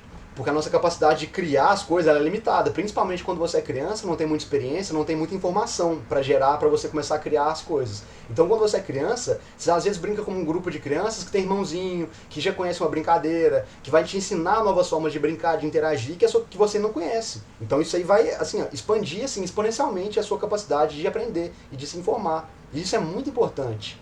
Isso aí vale para a vida adulta também. Né? Eu estava ouvindo uma aula hoje de um curso que eu estou fazendo, que o professor estava explicando como que é importante a gente ser capaz, qual que é a nossa postura mental melhor para que a gente consiga se desenvolver e se aproximar de conhecimentos e de desenvolvimentos pessoais mais sólidos. E ele falou que a principal atitude psicológica é de uma abertura mental que seja plástica, né? Ou seja, é um princípio de abertura e experiência. Por quê? Na medida que você é aberto à experiência e vive novas experiências, você se informa com novas informações e aprende coisas novas, você amplia sua capacidade de perceber. E isso vai permitir com que você melhore os conceitos que você já tem, com que você consiga fazer melhor as coisas que você já faz. Então, ainda que você seja muito bom numa área ou numa atividade, se você se fechar e pensar que já está bom, você eventualmente vai ser ultrapassado por uma pessoa que está consultando com outras pessoas, que está ouvindo outras pessoas, que está pegando dicas novas e está melhorando. Então essa capacidade, né, de expansão de informação e de atingir novas fronteiras é fundamental para o nosso desenvolvimento. E isso causa bem-estar para a gente também, por nós sermos animais sociais, né? E existe um projeto que foi feito, uma pesquisa que foi feita muito... Foi a pesquisa quantitativa mais longeva e mais representativa e mais significativa que já foi feita sobre o bem-estar de um ser humano. Então a gente, como psicólogo, a gente tem que conhecer isso, certo? Esse foi um estudo feito sobre saúde e bem-estar. Ele teve duração de uma vida inteira e toda essa experiência foi relatada nesse livro. Esse chama o Projeto Longevidade, né? Longevity Project. Ele foi feito com 1.500 crianças no estado da Califórnia. Ele durou 80 anos, durou a vida inteira dessas crianças. Ele começou em 1921 e terminou em 2001. E o que esse projeto, né, descobriu é que os traços e os estilos de vida das pessoas que tiveram uma vida com mais bem-estar, uma vida mais longa, foram aqueles que tiveram uma vida mais responsável, direcionada a uma busca por objetivos importantes, ou seja, conscienciosidade, né? E pessoas que tinham relacionamentos mais estáveis, relacionamentos mais sólidos e mais profundos, que buscaram construir uma carreira, que tinham um certo senso de dever e uma maturidade, ou seja, uma capacidade de assumir responsabilidade. Essas pessoas, elas reportaram uma satisfação maior com a vida. E essas pessoas, elas não tinham necessariamente, tá, uma vida voltada para a satisfação dos próprios prazeres, para a construção da própria carreira, né, ou marcada pela busca pela felicidade, pelo consumo, nada disso. Elas eram, em geral, pessoas prudentes, que criaram fortes laços afetivos com seus familiares, com seus colegas de trabalho, com seus amigos, e que desenvolveram atividades voltadas a melhorar a vida das pessoas próximas a elas. Atividades voltadas para melhorar as comunidades que elas viviam. Seja no campo micro, né, que seja ali no seu bairro, na sua faculdade, ou no seu país, ou no mundo. Mas são pessoas que se empenharam em melhorar a vida de outras pessoas. Essas foram as pessoas que reportaram uma melhor satisfação na vida. Então, é isso que eu quero dizer com a maneira com que você joga um jogo é mais importante do que ganhar ou perder aquele jogo específico. O verdadeiro vencedor, né, não é aquele que chega no topo de uma determinada hierarquia e fica lá sozinho, isolado, mas aquele que consegue participar de mais jogos, interagir com mais pessoas de uma forma recíproca. Então, e esse mecanismo aí ele é tão importante que ele não é exclusivo dos seres humanos, tá? Ele pode ser observado até em ratos. Esse livro que a gente vai indicar agora, ele é sensacional, ele é de um neurocientista e de um psicobiólogo, que se chama Jaak Panksepp. Esse cara aí, ele é brilhante, tá? Ele fez muitos experimentos com os ratos e ele descobriu que os ratos compartilham com a gente um sistema de motivação para brincar e para jogar. Já pensa, rato brincar, né? Parece meio louco. Sim, os ratos brincam. Num artigo publicado lá em 1961, ele relata a experiência que ele fez com ratos de laboratório, que eles conseguem interagir e brincar uns com os outros. E ele descobriu que os ratos eles possuem até um princípio de ética na hora de brincar. Então, quando ele nos testes dele, né, ele colocava ratinhos de tamanho diferente numa gaiola para brincar, e geralmente o rato brinca daqueles joguinhos, tipo a gente viu o Simba e a Nala lá no Rei Leão, de ficar fazendo lutinha, aí rola no chão, aí um acaba por cima, tipo assim, um domina o outro. O rato brinca mais ou menos assim. E o que ele percebeu, o que ele relatou nesse livro? É que estatisticamente, se o rato que era maior, né, que era mais pesado, obviamente ele conseguiria ganhar esse tipo de brincadeira sempre. Mas se o rato maior, ele brincava de uma forma a nunca deixar o rato menor ganhar, depois de um certo tempo o rato menor perdia o interesse da brincadeira e parava de brincar. E aí ele ia procurar outro rato para brincar, ou ia procurar outra coisa para fazer. Então o que esse cara percebeu? O rato maior, na maioria dos casos, ele deixava o rato menor ganhar cerca de 20 ou 30% das vezes. para que a brincadeira continuasse tendo graça, para que eles continuassem brincando juntos. Então, essa é uma lição que até os ratos sabem, que nem sempre ganhar toda hora é a coisa mais importante. Mas jogar um jogo, desenvolver uma interação de uma maneira que seja interessante para os dois, de uma forma que você seja convidado para jogar e para interagir mais vezes com diferentes pessoas em diferentes atividades, isso sim é importante para a gente. E isso levanta de novo aquele ponto que eu comentei antes, né? De que essa ideia de que as hierarquias que existem no mundo são totalmente baseadas em poder, em dominação, elas não são estáveis. Isso é notado até mesmo com os chimpanzés. Tem um livro de um primatologista que é chamado Franz de Waal, que chama Primatas e Filósofos. Acho que é isso, Primatas e Filósofos. Em que ele estuda a base da moralidade dos primatas. Então ele estudou por muito tempo o comportamento de vários grupos de chimpanzés, e ele percebeu que nos grupos dos chimpanzés, nem sempre o que era o mais forte, né, o mais fisicamente mais forte, nem sempre ele era o líder do grupo. Na maioria das vezes, o mais forte ele conseguia chegar no topo da hierarquia, mas se ele não dividisse os recursos, se ele não fosse justo com os outros membros do grupo, em geral, os membros que eram menos fortes do que ele se juntavam e iam pra cima dele, e acabavam com ele, matavam ele, e a dinâmica do poder do grupo mudava, certo? Então, isso acontecia assim, sempre, certo? Então, por mais que a gente tenha estudado, né, na aula de conscienciosidade, que as hierarquias podem se corromper e se tornar tiranias, a tendência é que depois que isso ocorra, as coisas ficam desestabilizadas. Vocês lembram do reino do Scar, né? E é questão de tempo até que as hierarquias mais injustas e mais tiranas sejam derrubadas. E a gente pode ver isso do ponto de vista prático também. Por exemplo, se você vai escolher as pessoas para trabalhar, para fazer um grupo com você, né, ou você vai escolher um profissional para contratar, para prestar algum serviço para você, você vai tender a escolher a pessoa mais competente, não a pessoa mais agressiva que vai te ameaçar, né? Você pode até ceder a ameaça de uma vez, mas na segunda vez você não vai querer fazer aquilo de novo com aquela pessoa. E a gente vive numa sociedade relativamente livre para escolher, então se uma pessoa tenta te dominar pela agressão, pela força, você vai tender a se afastar dela, certo? E você vai tender a negociar, a conviver com pessoas que são amáveis, né? Com pessoas que são cooperativas com você e que também são competentes. É claro, não adianta todo mundo ser bonzinho, trabalhar em grupo e ninguém fazer nada e o negócio ficar mal feito, certo? Então, quem é fã de Foucault aí não vai gostar dessa ideia, mas dizer que toda relação hierárquica é necessariamente uma relação de dominação e de poder não faz sentido. Ela pode se corromper e se tornar isso. Mas a essência das estruturas não é assim que acontece na maioria das vezes. Essa é uma noção de hierarquia corrompida, como a gente viu lá no filme do Rei Leão, né? A tirania do Scar. Ele chegou ao poder com a tirania, mas aí ficou instável as coisas, porque ele não governava para todos, ele governava só para si. Então, a menos que você obtenha o poder total e consiga produzir recursos infinitamente para manter aquela sociedade estável, a tendência é que uma hierarquia dominada pela tirania vai ser substituída por uma hierarquia mais estável, por uma hierarquia menos verticalizada. Né? E essas histórias que a gente vê toda hora em filmes são um exemplo arquetípico muito claro disso. Então, beleza. Nesse cenário que a gente está estudando, de maternidade, desenvolvimento infantil, de agressividade e de socialização, a gente pode concluir uma coisa. O extremo da amabilidade, ele se traduz ali no carinho, num cuidado materno, e o extremo oposto, ele é traduzido nessa noção de competição, de agressividade predatória.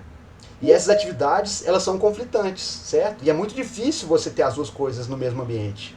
Então, quase sempre existiram e sempre vão existir menos mulheres que são caçadoras, guerreiras ou militares, porque essas atividades envolvem agredir, machucar e matar outros seres. E para quem é naturalmente inclinado a mais amabilidade, ao cuidado e ao carinho, isso é uma coisa praticamente intolerável. Então, a gente pode dizer que essa tensão que existe entre os extremos de qualquer traço de personalidade, eles nos levam a diferentes modos de ser, a diferentes modos de relacionar com o mundo. E é importante que em toda sociedade, né, em todo grupo, as pessoas consigam coexistir, porque elas são igualmente importantes, certo? Para diferentes coisas e por motivos diferentes. Mas como que a gente equilibra isso? Como que a gente resolve esse conflito de algumas pessoas querendo cooperar, de algumas pessoas querendo trabalhar junto, e de outras pessoas querendo competir, de outras pessoas querendo sempre ganhar, sempre superar, certo? A gente faz isso através do temperamento. Como que a gente faz isso através do temperamento? Como a gente viu na aula de conscienciosidade, existem combinações de traços de personalidade muito específicas que influenciam a maneira como a gente toma nossas decisões, como a gente vê o mundo. Então, num contexto de uma sociedade, por exemplo, As pessoas mais conscienciosas, elas vão tender a falar: a gente precisa proteger nossa nação, as nossas famílias, vamos deixar a sociedade fechada, vamos deixar as portas trancadas, os muros altos, vamos ficar mais em contato com o que a gente já conhece, com aquilo que é mais seguro, vamos resistir ao que é novo, vamos resistir à mudança.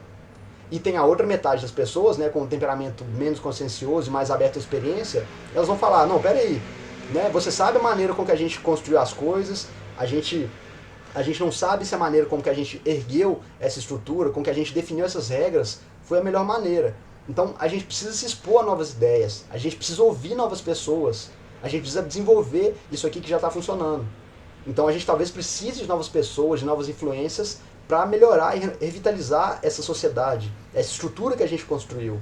Né? Então, essa capacidade de estabilizar e também de flexibilizar as coisas que a gente constrói, elas vão acontecendo através do tempo. E esse é um grande desafio que a gente tem em todos os níveis da sociedade. Então, essa tensão constante que existe entre essas duas visões de mundo, ela precisa buscar um equilíbrio, ela precisa chegar no meio termo para que a sociedade possa ser conduzida numa maneira equilibrada entre a estabilidade e a rigidez, e a estabilidade e a flexibilidade, né? A mudança e a permanência. E as dinâmicas que existem entre a conscienciosidade, a abertura à experiência, e também a amabilidade e a baixa amabilidade, elas vão ajudar a modular essas diferenças, vão tentar ajudar a chegar no equilíbrio melhor. E a pessoa que é mais indicada para fazer essa aproximação desses dois extremos, desses dois modelos diferentes de visão de mundo, é justamente a pessoa que tem a amabilidade alta. A amabilidade é a pessoa que vai estabilizar as visões de mundo conflitantes. E o motivo disso aí é porque as pessoas que são mais amáveis, elas tendem a agir num comportamento que se assemelha ao instinto materno. Né? Há uma tendência a simplificar e a dividir o mundo entre diferentes grupos. E a tentativa de pacificar e de equilibrar esses grupos é o que vai trazer essa estabilidade social. Então, a pessoa amável, ela vai tender a ter uma posição de pacificadora, desde que ela esteja equilibrada, desde que a amabilidade esteja equilibrada. Agora, se a amabilidade estiver desequilibrada, qual que é o problema? Ainda que você queira o bem das pessoas, que você queira protegê-las, se a sua amabilidade está desequilibrada, você vai tender a dividir o mundo entre dois papéis, duas figuras. Por um lado, eu tenho as pessoas que são meus filhotes, que são minhas crias. E por outro lado, eu tenho os predadores, de quem eu tenho que proteger minhas crias. Então você começa de novo a ver o mundo naquela dinâmica. Existem pessoas boas e pessoas más, pessoas que eu tenho que proteger e pessoas que eu tenho que atacar, certo? E esse tipo de agressividade, da amabilidade muito alta, desequilibrada, ela é diferente da amabilidade muito baixa. A amabilidade muito baixa, ela vai trazer o desequilíbrio naquela noção de agressividade predatória, de eu quero ser melhor do que você, eu quero te superar, eu quero o que você tem, então eu vou lá e vou agir em cima de você como um predador.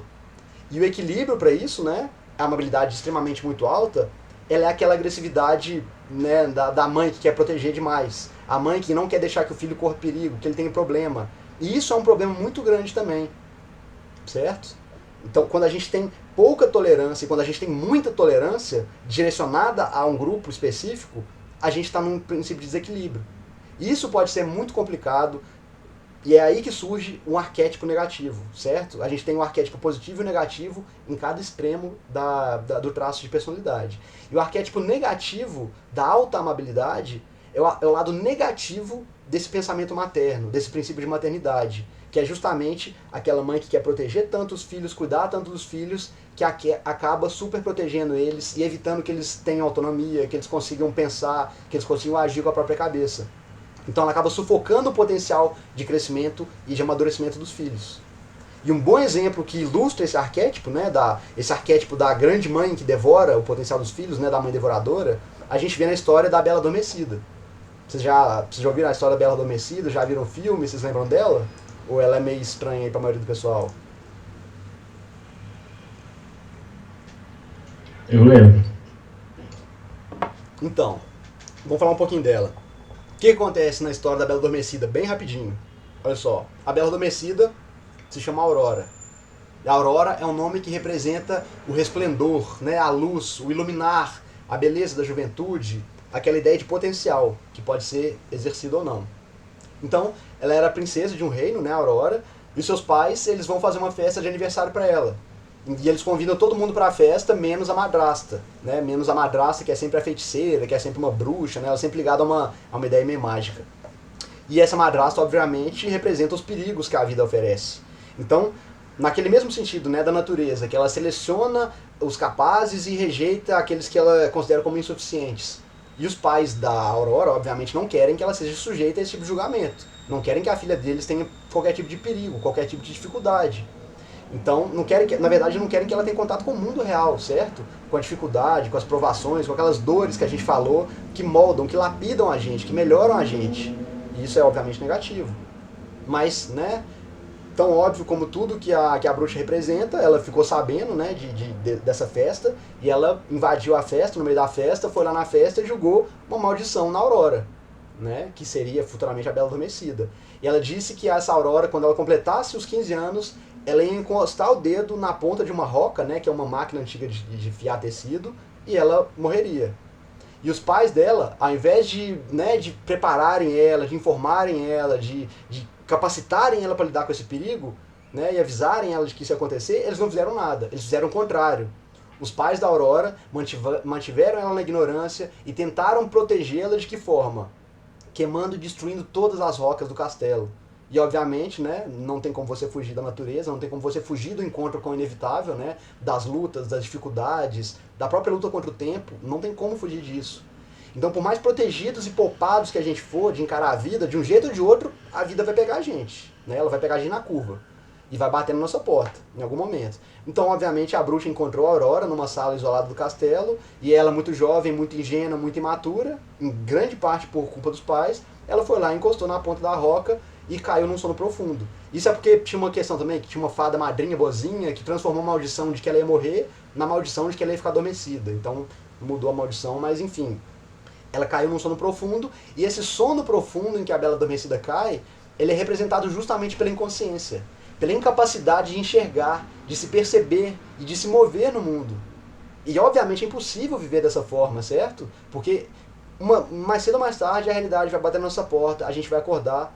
E geralmente, enquanto mais tarde a gente acordar para a realidade, a gente acordar para as dificuldades que a vida impõe, a gente acordar para as responsabilidades que a gente vai ter que assumir, enquanto mais tarde isso acontecer é mais difícil, certo? Porque a gente perdeu mais tempo de estar lidando com essas dificuldades. É como se você descobrisse que você tem um campeonato de um esporte que você nunca jogou na vida daqui a uma semana, sendo que você poderia ter descoberto isso há um ano atrás, está treinando há um ano. A vida é isso. Então, essa fuga da realidade, né, pela inconsciência, né, trazida a nós pelo excesso de proteção, pelo excesso de segurança, ele é um tema psicológico muito comum na literatura clássica, na literatura religiosa também, a gente tem vários exemplos. Giovanni, pode falar. E, tipo assim, a questão dela adormecer, e se você é acordada pro príncipe encantado, reforça a ideia da questão do contato com o diferente, contato que desperta, e proporciona o crescimento, né? Exato. O que acontece nesse sentido? O que é representado pelo príncipe encantado aí? A ideia de príncipe em história de contos de fadas é justamente... O que é o príncipe, né? O príncipe ideal. O príncipe ideal, ele é bonitão, mora num reino lindo, mas também ele é o príncipe que enfrenta o dragão. Ele é um príncipe que enfrenta o inimigo, que resgata a princesa das mãos do dragão ou da torre do castelo. Então a ideia do príncipe é que a pessoa tem que encontrar com a capacidade dela para enfrentar as dificuldades da vida, ou seja, você tem que integrar essa sua capacidade de ser agressivo sem ser injusto, ou seja, a capacidade de lutar pelas dificuldades que eu preciso lutar, a capacidade de buscar meus interesses, de conquistar as coisas que eu tenho que conquistar. Esse é o símbolo do príncipe em História de Fadas. Muitas vezes as pessoas representam como se fosse, é uma coisa machista, porque está dizendo que a mulher precisa de um príncipe para se ver. Não é isso, gente, é simbólico. O lado masculino representa o seu lado assertivo, o seu lado agressivo. E não é uma invenção, né, a gente vê hoje pelo estudo da estatística, que não é uma invenção arbitrária, que a gente vê que realmente existe um motivo pelo qual esse lado voltado para a competitividade, esse lado voltado para o desafio, para a competição, ele é mais facilmente representado por um arquétipo masculino. Mas como a gente falou na aula de Jung, todo mundo tem um lado masculino e feminino, todo mundo tem um ânimos e a ânima. E a estabilidade psicológica depende do equilíbrio entre esses dois lados. Então a gente tem que saber acessar o nosso lado que está mais carente, que está mais em falta, e integrar ele na nossa personalidade. Então, se você está vivendo o arquétipo da princesa indefesa, inocente, se você está vivendo na proteção, debaixo das dos pais, achando que o mundo é lindo, que você não vai ter que lidar com dificuldade, que você não vai ter que lidar com insegurança, com sofrimento, com rejeição, que você não vai ter que se responsabilizar de alguma forma por gerir seus recursos e conseguir esses recursos para viver, você está num estado de inconsciência, porque a vida não é assim. Em algum momento você vai ter uma dificuldade. certo? E se você não tiver acessado esse lado mais realista, esse lado que é mais voltado para a conquista, para a competição, né, para o enfrentamento, você vai ter dificuldade. Enquanto mais tarde você acordar, mais difícil, certo? Porque é igual a história da lebre e da tartaruga, né? Se a lebre pode ser até mais rápida, mas se ela acordar tarde demais, ela não vai conseguir chegar a tempo e a tartaruga vai ganhar. E nessa questão, Marcos, eu acho interessante também pensar um lado antinômico, né? Tentar pensar o contrário, que muitas vezes o príncipe cantado dessa história, ele vence o desafio pelo beijo, né? Pelo lado mais dócil, pelo lado mais amoroso, assim. Sim. E ele, tipo, se a gente for pensar na totalidade dessa história inteira, é como se fosse um lado mais feminino adormecido que ele busca ser reacordado, busca ser reanimado, né? Isso. Estabelecendo equilíbrio. É a ânima precisando do ânimos, né? E o ânimos lutando para encontrar a ânima e se integrar a ela para promover uma harmonia, né? A figura ali do reino encantado, do casamento perfeito, representa um princípio de harmonia, de integração, de equilíbrio entre o aspecto masculino e feminino da nossa alma. Todo mundo tem que buscar isso, certo? E aí a gente pode entrar em interpretação de sonhos, mas vamos para outra porque precisaria de um outro grupo para isso. Então vamos lá. Um outro exemplo desse mesmo motivo na literatura clássica, na literatura religiosa, é a história do príncipe Siddhartha, que é maravilhosa, Siddhartha Gautama. Ele é um ótimo exemplo também.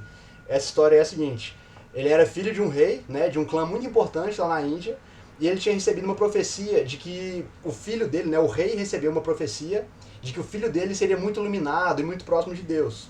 E como tantos reis, né, e pessoas têm uma boa condição material, ele entendeu que o filho dele precisaria viver uma vida de paz, uma vida de conforto, uma vida de luxo, né? Porque se ele passasse por muitos sofrimentos, ele acabaria abandonando essa busca espiritual dele e essa profecia não se cumpriria. Então, na melhor das intenções, na maior da amabilidade, o pai dele, né, ele queria que ele só tivesse contato com a alegria, com a beleza, com a diversão, com o sorriso, né? E que com isso ele se aproximasse de Deus.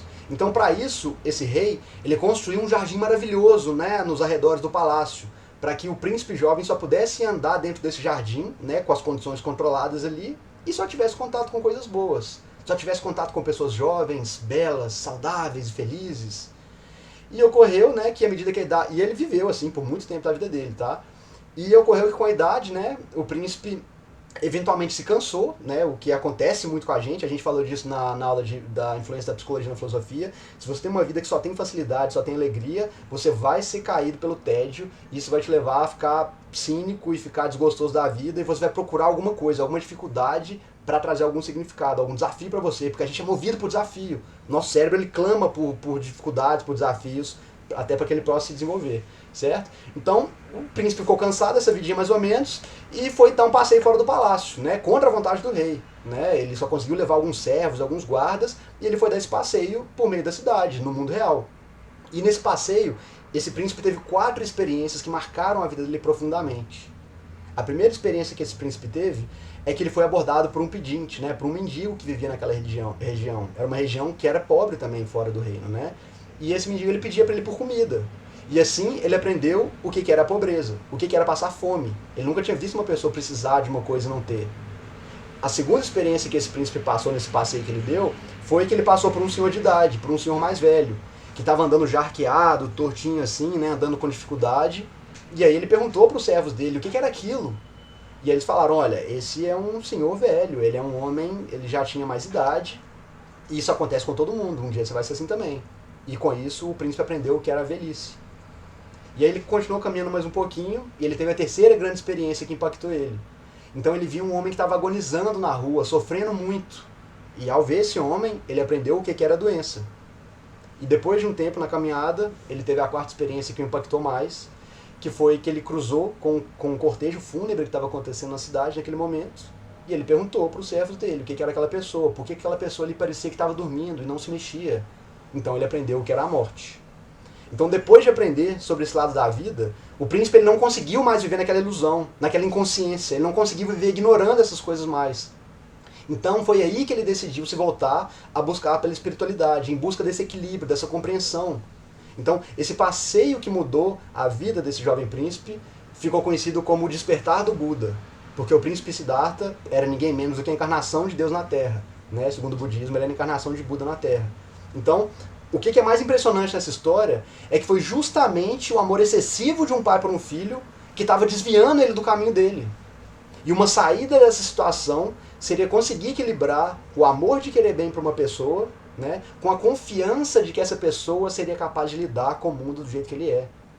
Foi isso que trouxe o príncipe de volta para o caminho da iluminação e do crescimento. Então, é claro, né, alguém pode dizer que o que faz com que os pais protejam os filhos não seja amor, seja na verdade insegurança, vaidade, ou então inveja do que os filhos possam se tornar. Esse é um arquétipo muito comum também, né, do lado negativo da paternidade, da maternidade. Mas quase ninguém consegue perceber e admitir isso para si mesmo. Então, enquanto psicólogos, a gente vai ter que enfrentar várias situações dessas. A gente vai ter que conseguir entender como é entender a perspectiva de um pai que está agindo como um devorador, de uma mãe que está agindo como um devorador, do potencial dos filhos. Mas na cabeça deles eles só estão amando, só estão protegendo, eles só querem o bem dos filhos. Então, mostrando, né, mais uma vez, que até algo que pareça extremamente bom como a amabilidade pode ser algo terrível. Então, esse é o lado negativo da amabilidade alta. É o arquétipo junguiano da mãe devoradora, do pai devorador, né? Que mesmo motivado por amor, mesmo querendo só proteger e cuidar dos filhos, eles acabam isolando os filhos do contato com a realidade, impedindo esses filhos de ter contato com as provações da vida, que mantém, né, esses filhos sensíveis, frágeis, incapazes, buscando a segurança não na própria capacidade, mas na dependência dos pais, das relações afetivas, ou de estruturas, né, que supostamente vão garantir esse bem-estar de uma forma perfeita, como esperar que o meu bem-estar vai vir de um plano, de uma instituição, de um governo. Isso tira um pouco esse nosso eixo do nosso senso de responsabilidade pelo nosso próprio bem-estar, projetando isso para fora de nós. Então, as pessoas que são criadas sobre esse arquétipo da amabilidade patológica, elas costumam ter a sua autonomia devorada, a sua autoconfiança comprometida.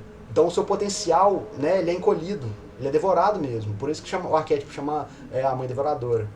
Uma outra história que representa esse arquétipo é a velha história lá do João e Maria, né? O João e Maria são dois irmãozinhos, estão passando pela floresta, depois, de repente eles veem uma trilha de docinho, eles começam a seguir a trilha, comem os docinhos, e eles vão parar na casa da bruxa malvada lá. E a bruxa alimenta ali eles com um monte de doce, comida gostosa, eles estão achando ótimo, mas aí chega no momento em que eles comem tanto que eles ficam empanturrados e não conseguem mais fugir, não conseguem mais andar. Aí a bruxa, né, ela planeja ir lá e devorar esses meninos. Tem outro personagem também da cultura pop, quem assistia aí Looney Tunes, é um desenho meio velho, né? Mas nesse desenho Looney Tunes tem a Felícia, que é uma menininha que ela adora demais os animais, mas ela adora tanto que ela aperta os animais, que ela machuca, ela prende os animais, mas na cabeça dela, ela só tá amando os animais. E obviamente tá fazendo mal pra eles, certo? Pra quem gosta de One Piece, o melhor anime do mundo, tem um personagem lá também que representa esse arquétipo da mãe devoradora, que é uma pirata que chama Big Mom, que ela obviamente absorveu alguns elementos dessa bruxa do João e Maria, mas ela vive num arquipélago que é feito de várias ilhas, todas feitas de doces, e ela tem crises de fome assim, que ela começa a devorar tudo que ela vê na frente. Literalmente e simbolicamente também, ela devora até os próprios filhos, quando ela está nesse ataque de fome. E é interessante, né, nesse anime, que essa pirata aí, a Big Mom, ela tem até um toque interessante, porque ela tem o poder de literalmente sugar a alma e o tempo de vida das pessoas, que é exatamente o que os pais devoradores, superprotetores fazem com seus filhos, certo? E uma última referência para vocês desse arquétipo é a história do Peter Pan, né? Que é a história de um garoto que não quer crescer, não quer envelhecer, portanto não quer ter responsabilidade, ele quer viver para sempre, né, com um grupo de crianças brincando na Terra do Nunca, ou seja, isso nunca é possível, certo? E ele luta contra o Capitão Gancho, que é um adulto que vive duelando com o Peter Pan, que é o arquétipo infantil, tipo, o plano de vida de um adulto é duelar eternamente com a própria infância, certo? E o maior medo do Capitão Gancho é um crocodilo que engoliu um despertador. E o despertador representa o quê? O relógio, o tempo, a passagem do tempo. Que é isso que a pessoa mais quer afastar, certo? Mais quer atrasar o processo de amadurecimento. É por isso que aquele despertador assusta tanto o Capitão Gancho. Então, esse é o lado terrível da amabilidade desequilibrada, né? Sendo que o lado positivo, o lado equilibrado da amabilidade alta, obviamente, é o arquétipo feminino da mãe virtuosa, que é carinhosa, que é acolhedora, que ama, que protege, que nutre, que promove o crescimento, né, dos filhos e sem sufocá-los, promove o melhor deles, isso aí é bem claro. Pessoal, vou pedir para vocês também, quando vocês forem preencher a lista de presença, lembrem sempre de colocar, tá, nos comentários, alguma coisa que vocês queiram ver aqui no grupo, que vocês queiram melhorar, ou alguma coisa que vocês estão gostando ou não estão, isso é importante pra gente ir aprimorando sempre, beleza? Então, vamos falar agora aqui, estamos chegando no final já, vamos falar agora de alguns fatos, de algumas análises que são interessantes a respeito da amabilidade, certo? E, obviamente, né, vamos voltar nesse ponto aqui, a amabilidade ela é altamente associada com altruísmo, com esse comportamento de ajudar as pessoas, de querer o bem das pessoas. Então, em situações sociais, as pessoas que têm alta amabilidade, elas são mais propensas a ajudar os outros, a fazer algo pelos outros. E existem estudos que mostram, tá, que a maioria das pessoas tem uma tendência a querer ajudar as pessoas que ela gosta e os seus entes queridos, mas principalmente quando ela tem empatia por essas pessoas. É aquela velha questão, né? Até quem é malvado gosta de quem gosta dela, né? Amar os seus amigos, amar os seus familiares, isso não é virtude nenhuma, né? As pessoas mais terríveis do mundo gostavam de algumas pessoas e faziam bem para elas. Mas as pessoas amáveis, elas provavelmente têm uma tendência a ajudar outras pessoas, a buscar o bem de outras pessoas, mesmo quando essa empatia, mesmo quando essa vontade, né, por agradar quem eu gosto, esteja presente. Ou seja, é como se as pessoas amáveis elas fossem naturalmente inclinadas ou programadas ou arranjadas para ajudar os outros. Não precisa de outra motivação. Simplesmente ajudar os outros, é isso que elas querem. Então, quando você está às vezes numa situação e alguém levanta, alguém pega não sei o que para mim, a pessoa que levanta primeiro provavelmente é uma pessoa mais amável. Ela reage instintivamente ao comando de outra pessoa. Ela quer ajudar, ela quer ser útil para outra pessoa. Isso é uma inclinação natural dela. Aí ela tem que ficar se policiando para que ela não seja explorada, para que ela não se deixe ser explorada demais por isso. Isso é complicado, certo? Então, enquanto os indivíduos amáveis, eles são habitualmente propensos a ajudar os outros, as pessoas pouco amáveis, elas são mais propensas a buscar o próprio interesse. Ainda que isso queira dizer ir para cima de outra pessoa, agredir outra pessoa, certo? Então, existem pesquisas também que mostram, tá, que baixos níveis de amabilidade, eles estão associados com pensamentos hostis, com comportamento agressivo em adolescentes e maior chance de desajuste social, certo? E as pessoas com baixa amabilidade também são mais propensas a serem preconceituosas com outras pessoas, a estigmatizar pessoas que estão numa situação vulnerável. Não é por preconceito, como no caso da auto-ordenança da conscienciosidade. É pelo fato de que eu estou identificando uma pessoa frágil e como ela é a pessoa mais frágil, eu vou pra cima dela. Aquela síndrome do predador. Vocês sabem isso, né? O predador, ele não procura a pessoa necessariamente, né? O animal necessariamente mais fraco. Ele vai no que está mais vulnerável, no que pode ser pegado mais fácil ali, capturado mais fácil. E é assim que funciona. Quem levantou a mão? Fernanda, diga. Não, só para falar que o Thiago tá com uma pergunta e ele pediu para você responder. Tá, beleza. Deixa eu olhar aqui. Thiago. Marcos, se for possível, eu queria muito que você falasse da minha pergunta. Eu fiquei bem confuso nesse sentido a respeito disso. Tá bom, deixa eu voltar aqui, Thiago, para achar a sua pergunta. Beleza, ó. É possível uma pessoa ir de um extremo a outro? Tipo, se fechar a vida toda, aceitar tudo, nunca reagir isso, ir acumulando dentro de si, até a pessoa meio que surtar e daí já não conseguir não reagir a qualquer coisa, assim. De ambas as formas, ou não saudáveis, ou mesmo sair de um extremo e ir para uma posição saudável. Isso é uma característica de personalidade inata dela. Olha só, Thiago, o que acontece nos extremos dos traços, né? A gente vai falar um pouquinho mais disso na aula de neuroticismo, mas é o seguinte, a nossa tendência não é de uma variação muito grande num traço. Essa variação ela acontece, ela pode acontecer, mas geralmente quando ela acontece de uma hora para outra muito rapidamente, isso aí vai predizer algum tipo de trauma ou de patologia que a pessoa está experimentando.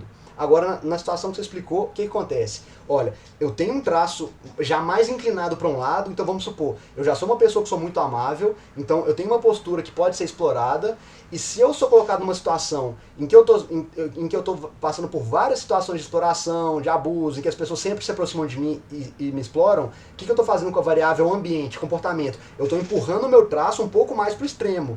E quando o nosso traço de personalidade chega num nível extremo muito grande e a gente se mantém fora do nosso eixo, fora da nossa posição natural, por um período muito longo de tempo, aí pode acontecer um rompimento. Que é o quê? Aquilo que a gente falou um pouco mais cedo do relacionamento abusivo, né? Olha, eu tô numa situação que não é confortável para mim. Eu tô sendo tão acharcado, tão empurrado, tão desrespeitado. Isso está acontecendo por tanto tempo que o meu cérebro começa a meio que me organizar, a me reorganizar, para que eu comece a achar isso natural, para que eu comece a achar isso normal. Então eu meio que acostumo, em alguma medida, a ser desrespeitado, a ser preterido. Isso aí vai me deixando numa situação, obviamente, de tristeza, certo? A gente vai ficando triste, vai ficando depressivo. E aí, quando esse momento de rompimento está próximo de acontecer, é como se fosse um balão que está muito cheio, certo? Geralmente, quando o balão está muito cheio, ele estoura em um ponto específico, que é geralmente o ponto em que a gente é mais frágil. E aí isso varia de pessoa para pessoa. geralmente quando a pessoa ela tá num nível muito extremo de ser abusada, de ser machucada pelos outros, ou ela vai explodir pro extremo de eu vou reagir com agressividade, vou atacar quem eu puder e vou adotar um comportamento destrutivo externo, certo? Isso geralmente acontece com quem tem uma habilidade mais baixa. Quem tem uma habilidade mais alta e chega nesse ponto de inflexão muito grande, ela tende a explodir para dentro. Ou seja, como eu sou muito amável, eu não vou tender a explodir para fora e machucar os outros. Eu vou explodir para dentro e vou me machucar. Então, eu vou adotar um comportamento autolesivo, eu vou desenvolver algum trauma, alguma patologia, que vai... É como se a explosão acontecesse dentro da gente, machucasse a gente mesmo. Isso pode acontecer, certo? Isso acontece principalmente quando a gente está longe do nosso padrão normal de comportamento e de funcionamento. Então nossa mobilidade pode estar no extremo muito grande, mas ela está sendo abusada. Porque qual que é o mecanismo natural da mobilidade? É que ela promova relações afetivas boas pra gente, certo? Geralmente a gente é muito amável porque a gente quer ter amigos, porque a gente quer ser respeitado, porque a gente quer as pessoas próximas da gente, a gente quer ser amado, todo mundo quer ser amado. Só que quem tem uma habilidade baixa quer ser amado pelas conquistas, né? Pela competição, pelo que ele vai criar, pelo que ele vai produzir, pelo que ele vai se tornar. E quem é amável não. Ele quer ser amado porque eu vou ser uma pessoa agradável, vou ser uma pessoa gentil, uma pessoa educada, uma pessoa solícita, e isso vai fazer com que as pessoas gostem de mim. Mas se isso está sendo uma fonte, um princípio de abertura para que eu seja abusado, a minha tendência é reagir, né, de alguma forma. E aí que vem esse extremo, né, esse rompimento, né, da personalidade, que vai necessariamente causar um prejuízo muito grande, uma patologia, né, que tem que ser encarada. Faz sentido? Ficou tranquila essa parte aí? O Marcos, um exemplo da cultura pop mesmo pra quem já viu Breaking Bad, é o Walter, Exato. Walter, né? Ótimo, Que dele meio que quebra, assim, no processo. Ele meio que quebra. Vai de um extremo ao outro. E aí você vê, Breaking Bad é interessante porque ele era lá um professor de química e tudo mais, bonzinho, respeitável, não fazia nada de errado, e todo mundo tripudiava dele, né? Tratava ele igual um bobão, um tolo, passava por cima dele. Ele foi tendo um processo em que ele foi tendo um gostinho ali de ter o controle da situação, de ter a rédea da situação, que é uma coisa que geralmente quem é amável não tem muito. É aquela coisa que eu não sei se coloquei essa pergunta, mas a pergunta que define quem é amável e quem não é você prefere ser amado ou respeitado? Geralmente quem é amável prefere ser amado. Mas é difícil você amar uma pessoa que não sabe se posicionar, uma pessoa que não fala o que ela quer, uma pessoa que não sabe colocar limite nos outros. Então a pessoa que não é muito amável, ela prefere ser respeitada do que amada. Por isso ela vai buscar o reconhecimento pelas conquistas. Eu vou fazer, vou competir, vou ganhar, vou vencer, e isso vai fazer com que eu seja respeitado. E pra mim é melhor ser respeitado do que amado. E aí o Walter White lá, ele faz o quê? Ele começa a ter o gostinho do que é ser respeitado e ele perde o limite, ele vai no extremo.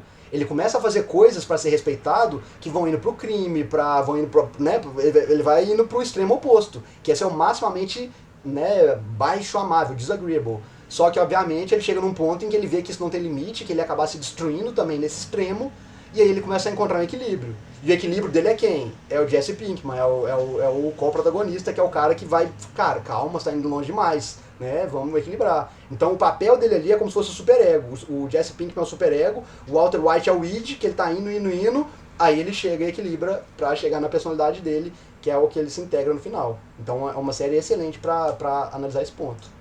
Eu tinha pensado sobre esse ponto do Jesse, realmente faz sentido. Isso, legal. Tranquilo, Thiago? Ficou tranquila essa pergunta aí? Se precisar de mais explicação, mais algum detalhe, coloca aí que a gente vai falar disso, beleza? Então, pessoal, estamos encerrando aqui já praticamente, ó, então vamos falar só de uma coisa aqui, vocês já devem ter ouvido falar, que é o experimento de Milgram, que é um experimento que pega muito quem é muito amável. Teve um experimento que foi feito em 1961 pelo psicólogo Stanley Milgram, e o objetivo desse experimento era testar a qual grau de obediência as pessoas comuns podiam chegar. Ele queria entender o quanto as pessoas podiam fazer quando eles eram ordenadas por alguém, por uma figura de autoridade. E a motivação desse experimento, desse doutor, Stanley Milgram, foi justamente entender por que as pessoas, até então que são normais, e pessoas que são bons cidadãos, elas foram capazes, por exemplo, na época da Segunda Guerra, de se alistar no exército nazista, de fazer coisas profundamente desumanas. Então ele queria entender até quando você consegue condicionar e pressionar uma pessoa a fazer algo que vai contra a consciência dela. Então, antes da gente entrar no experimento do Milgram, vamos analisar esse livro aqui. Esse é um parênteses que eu vou fazer aqui sobre um livro que é sensacional, desse autor que chama Christopher Browning, que chama Ordinary Man, que ele analisa justamente isso. Ele analisou o processo de subversão moral e psicológica que um batalhão de polícia na Polônia sofreu durante a invasão nazista da Segunda Guerra. Então ele começou a analisar como que os policiais normais, pessoas cumpridoras da lei, tranquilas, comuns, começaram a ser invadidos e dominados pelos nazistas, até que eles começaram a cumprir ordens e fazer coisas absurdas e cruéis e monstruosas, sendo que até então eles eram pessoas comuns, eles eram policiais normais. Então, a lição mais importante que esse livro passa é que ninguém vai de um extremo a outro de uma vez só, certo? A maneira com que os comandantes nazistas iam levando esses policiais da Polônia a fazer as coisas cruéis era sempre dando uma distorcida no objetivo deles. Eles falavam assim, olha, isso aqui a gente vai fazer porque é um tempo de exceção, é uma época de guerra, vocês vão ter que fazer algumas coisas mais complicadas, mais pesadas, certo? Mas, olha, vocês não são obrigados a fazer nada. Vocês podem simplesmente abandonar o serviço, ir para casa, cuidar da sua família, mas se você fizer isso, todo o seu país pode sofrer. O seu país pode ser invadido, pode ser atacado pelos nossos inimigos. E se você fugir, os seus colegas aqui de polícia, que você janta com a família deles, que os seus filhos brincam juntos na escola, eles vão ter que fazer o serviço sujo no seu lugar. Certo? É isso que vai acontecer. Ou seja, eles manipulam o senso de responsabilidade, o senso de bondade e de humanidade de pessoas comuns e vão levando elas a fazerem pequenas concessões, a fazer uma escolha mais complicada, a fazer alguma coisinha que ela não considerava muito certa, até que essas exceções vão virando regra. A gente acostuma com tudo, certo? A gente está falando desse processo que o cérebro passa para se reorganizar, para se adaptar, para que a gente não fique em contato com uma situação que a gente considera inaceitável e impensável. Então, esses soldados, eles foram levando a fazer coisas terríveis, né? Eles se tornaram pessoas extremamente frias, cruéis e monstruosas, sendo que antes eles eram pessoas comuns. E esse processo foi sendo um processo de dessensibilização, né? No princípio da análise do comportamento, mas é interessante a gente entender como que isso pode acontecer. Porque, vamos pensar, é meio ilógico a gente pensar, né, que de repente nasceu uma geração de monstros na Alemanha inteira e essa geração viraram os nazistas porque já nasceram ruins e tal. Não, era um país normal até então, com pessoas normais, que passaram por situações complicadas, que foram sendo conduzidas e levadas a tomar decisões péssimas, e essas decisões foram modificando essas pessoas e elas foram indo rompendo o limite. É o princípio lá do Breaking Bad, né? Você vai de um extremo ao outro, mas aos poucos. E isso, obviamente, teve efeitos... Isso aí também é relatado no final do livro, tá? Essas coisas que esses policiais tiveram que fazer tiveram consequências psicológicas gravíssimas sobre eles. A maioria começou a usar álcool, usar droga, tiveram depressão, muitos suicidaram depois. Ou seja, existe uma conscientização, não é que eles se tornaram máquinas, não, certo? Mas eles fizeram. O fato é que eles foram lá e fizeram coisas monstruosas. Mas vamos voltar lá então. Só para fechar, gente, esse experimento de Milgram, ele queria então ver até onde as pessoas aceitariam seguir ordens motivadas por uma figura de autoridade. Então o que eles faziam? Eles colocavam os participantes numa sala diante de uma máquina. E essa máquina, ela tem vários botões em que a pessoa ia controlando a frequência de um choque que outra pessoa que estava em outra sala do lado iria tomar, certo? Então o pesquisador chegava e falava, olha meu filho, você vai apertar esses botões aqui, cada botão que você apertar é uma frequência diferente de choque. E a gente precisa testar a resistência humana a essas frequências de choque aqui. Então você tem que ir apertando um por um.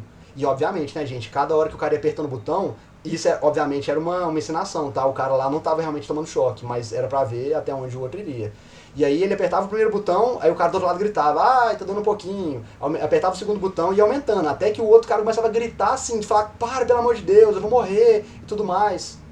E aí o que esse experimento descobriu? 65% dos participantes foram até a frequência máxima, que era de 450 volts. E é obviamente uma frequência que pode ser mortal, tá?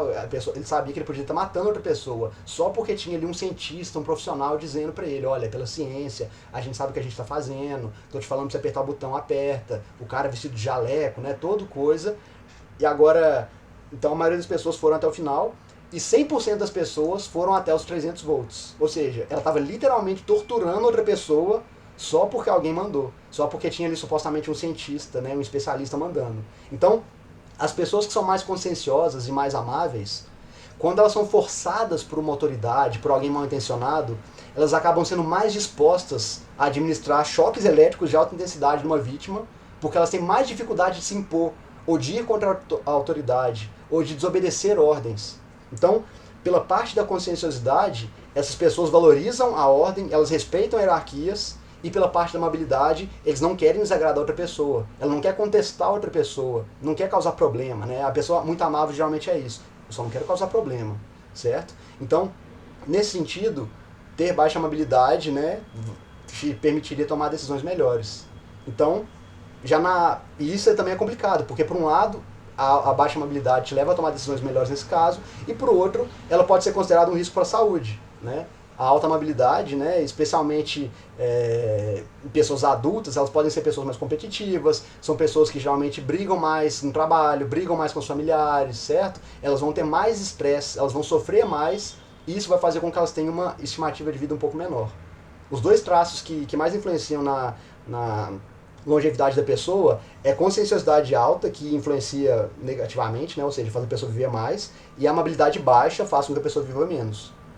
Porque ela deteriora as relações sociais das pessoas, e uma pessoa que tem relações sociais muito complicadas, ela vai sofrer mais, vai ter mais estresse, vai ter mais dificuldade, vai ter menos relações interpessoais, né? Uma das coisas mais importantes é ter boas relações, e a gente sabe disso. Então, essa é uma situação muito complicada, e a gente vai falar mais disso semana que vem também, que a gente vai falar do neuroticismo, que ela está relacionado à propensão a envolvimento com vícios, substâncias e tudo mais. Mas, pessoal, basicamente é isso que eu queria falar com vocês sobre a mobilidade. Tem muita coisa aí pra gente pensar, pra gente refletir. E como de costume, eu vou deixar pra vocês a citação de um artigo muito bonito, escrito pelo psicólogo canadense Jordan Peterson, sobre a amabilidade. Nesse artigo, ele descreve a pessoa amável, a pessoa alta em amabilidade, como ela tendo a alma de um pacificador. E a alma de um pacificador, ela pode ser entendida como uma manifestação de uma personalidade naturalmente amável, quando essa personalidade está equilibrada e muito bem integrada. Então, tentem refletir um pouco sobre isso, né? Se vocês se sentirem desafiados por essa ideia, que ela é muito desafiadora se a gente for pensar, porque não é fácil pacificar as coisas. Não basta somente a gente ser amável, a gente ter uma boa intenção, a gente ter uma inclinação a querer ajudar as pessoas, a querer fazer o bem, porque a gente não vai conseguir agradar todo mundo, certo? Não dá pra gente querer proteger todo mundo, salvar todo mundo, agradar todo mundo o tempo todo. Então, esse pensamento de que basta eu ser uma boa pessoa, basta eu ser amável que as coisas vão dar certo, ele não é um pensamento muito maduro, porque em várias situações os interesses e as necessidades das pessoas elas vão entrar em conflito. Então, somente querer resolver, somente ter boa vontade não vai ajudar muito. Então, eu diria que essa reflexão ela é um bom lema, ela é um bom ponto de partida para tentar ajudar a orientar o exercício da nossa amabilidade de uma forma mais positiva, de uma forma mais funcional, de uma forma mais realista.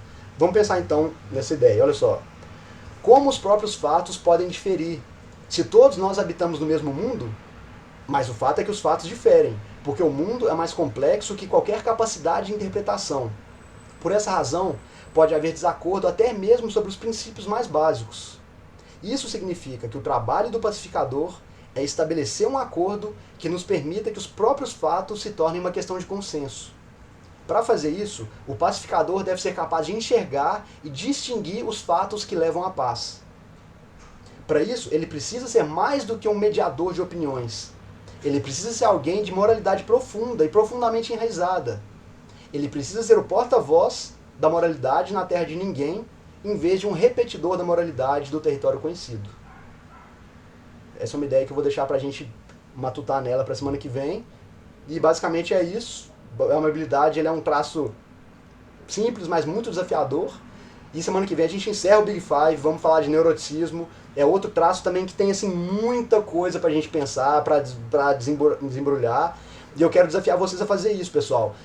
Pensem nos traços que a gente já estudou, nas implicações que tem esses traços para a nossa vida, para o nosso comportamento. Tentem pensar nas relações que esses traços têm uns com os outros na nossa vida, para que a gente consiga fazer um sentido maior, integrar melhor a ideia da personalidade na nossa vida. E aí semana que vem a gente encerra o Big Five com o neuroticismo, e aí levem para mim as dúvidas, as curiosidades. Se às vezes durante a semana vocês falaram, nossa, eu pensei naquela ideia da amabilidade, eu identifiquei isso em mim ou nas pessoas com quem eu estou relacionando, e eu pensei nessa forma. Vamos trazer isso para a gente poder conversar aqui um pouco mais. E é isso, pessoal. Muito obrigado aí pela atenção de todos. Espero que tenham gostado. Semana que vem estamos juntos de novo. E quem tiver pergunta, quem tiver curiosidade, lembre de colocar sempre lá no formulário também algum comentário para a gente melhorar sempre. Beleza? Muito obrigado mesmo.